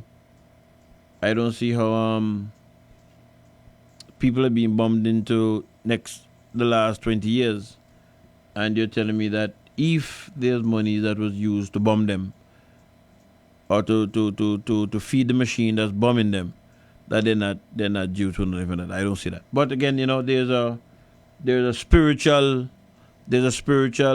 aspect to this discussion also. So keep that in mind. And the final thing that I want to touch on before I get out of here, I'm going to have to cut short on some of the matters that I had to deal with, else I'll be here after 12 o'clock, and I don't want to be here after 12 o'clock. I want to be close to my house. I'm not sure if it's last week or before last, I mentioned that there is a consent order in favor of some customs or immigration? Customs or immigration, I think it's immigration personnel, where the government agreed to pay to these people. Can I look at it quickly? Let me see if I could find it quickly here. Yes, the government agreed on the 16th of September into the 20th of September to pay some monies. The aggregate sum being $29,925, and that should have been paid on or before the 30th day of November 2022. My understanding is that as we speak, it has not been paid, and they've asked me to remind the government that they have not lived up to what they have consented to do on or before the 30th day of November 2022. That's some 5-6 months ago. Wonder to yourself why it hasn't been done, but I'll leave that right there.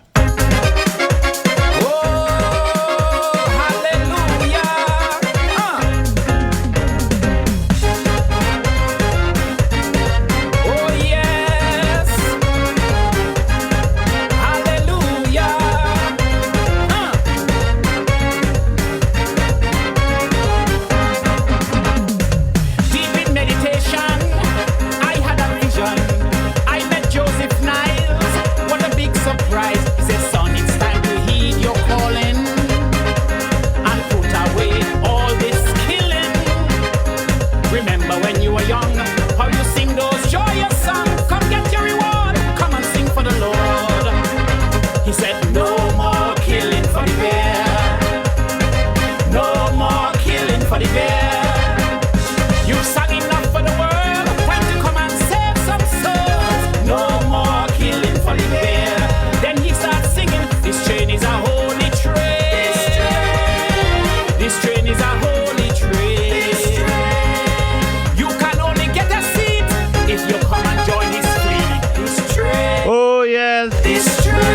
let us say thank you to the persons who would have called. Those who would have WhatsApp. Hey, thank you for staying the course with me tonight. Hey, to the silent majority. Hey, thank you also for staying with me tonight. Those who would have joined us via the World Wide Web. Hey, sleep well, sleep well. Remember, when he started, hey, try and stay as safe as possible. Hey, for the ladies who reside alone, I started dancing. Hey, burn the little extra electricity, my friends. You know, your security is priority number 1. He has given you enough time. And remember, to come and make up. Hey, keep the Almighty God as your guide.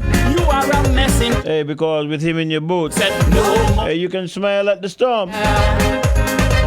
And always remember, hey, once He brings you to it, for the world, He being the Almighty God, He will bring you through it. Then He starts to sing, this train is a happy train. Oh yes, this train is a glorious train. You must obey His command to come and sit at His right hand. This train, this train. Oh yes, hallelujah. Oh, long time you wanna yo.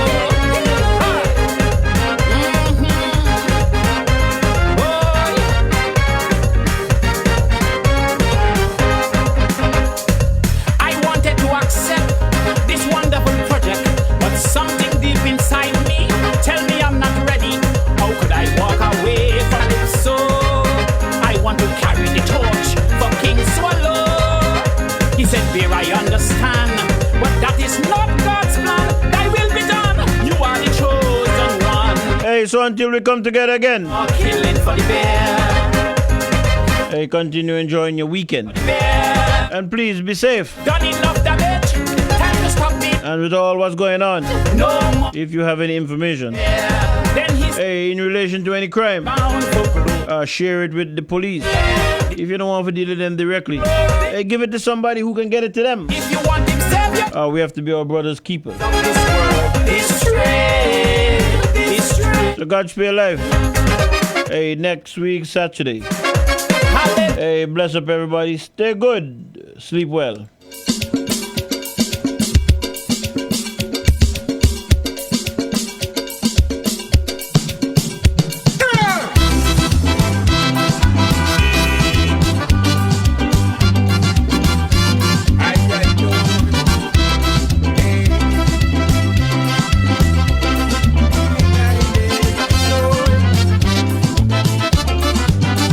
African near death, I laugh till I sweat when I hear what he did to the English language. Father, help me, please. I weaken my knees when he say they call this thing taxi English. When I sit and listen, this literal development and the way he replaced all his vowels with consonants. The past become participle. The language is incorrect. Instead of talking English, he's singing with dialect. So hear what taxi tell tourists. Turn left, right, and go check up. That's directions to English harbor. Come up some, and then turn there. That will carry you right down a long bit. Come up here, and then turn so. That will take you by cousin Fado. If you think attacking Chupinist, man, I tell you that's taxi English and I like. Aye, aye, aye.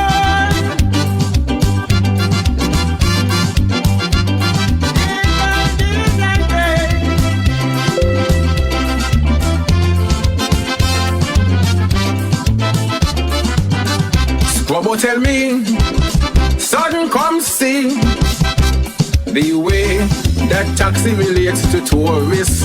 I tell Squabble no, nothing tall can go so. But his words, it convince both judge and juries. When I sit and ponder the way that taxi relates, look, I nearly fathom the speed that tourists translate. Instead of talking, he's singing the dialect that's pure and frank. Instead of English, my friend taxi does yank. So hear what taxi tell tourists. Come and carry you a fries bay. The water is real nice down there. If If you want in yam, go Bassa. That's in Asia, not too far from yam. Come up so, and then turn day. That will take you right down a quality. If you think attacking choppiness, man, I tell you that's taxi English and I like.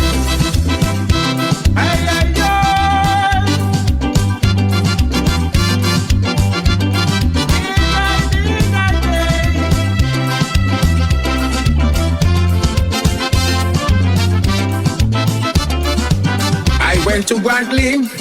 He used to drive a taxi just to see if he understand taxi English. Well, he asked me what? I don't know about that.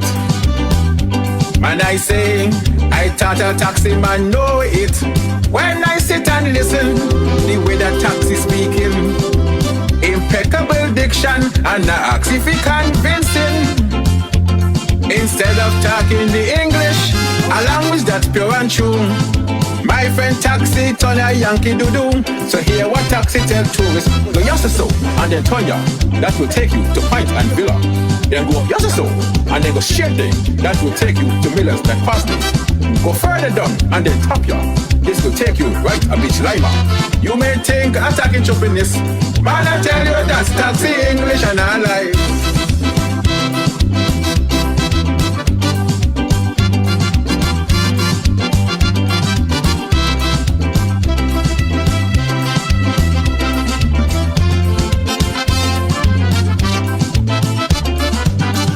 Heritage King to follow taxi, just to wave goodbye to some of his tourists. I was put in shock. You may ask me what? It's the way that taxi relate to tourists. When I sit and listen, the way the tourists talking, like them get infected with the way that taxi speaking. Instead of talking the English, you best believe me, it's true. No tourists talking the same way that taxi do. So hear what tourists tell taxi. Turn left, right, and go change up. That's directions to English Harbor. Come up so and then turn there. That will take you right up along me. Come up here and then turn so. This will take you my cousin father. If you think we're talking choppiness, man, I tell you that's taxi English and I like.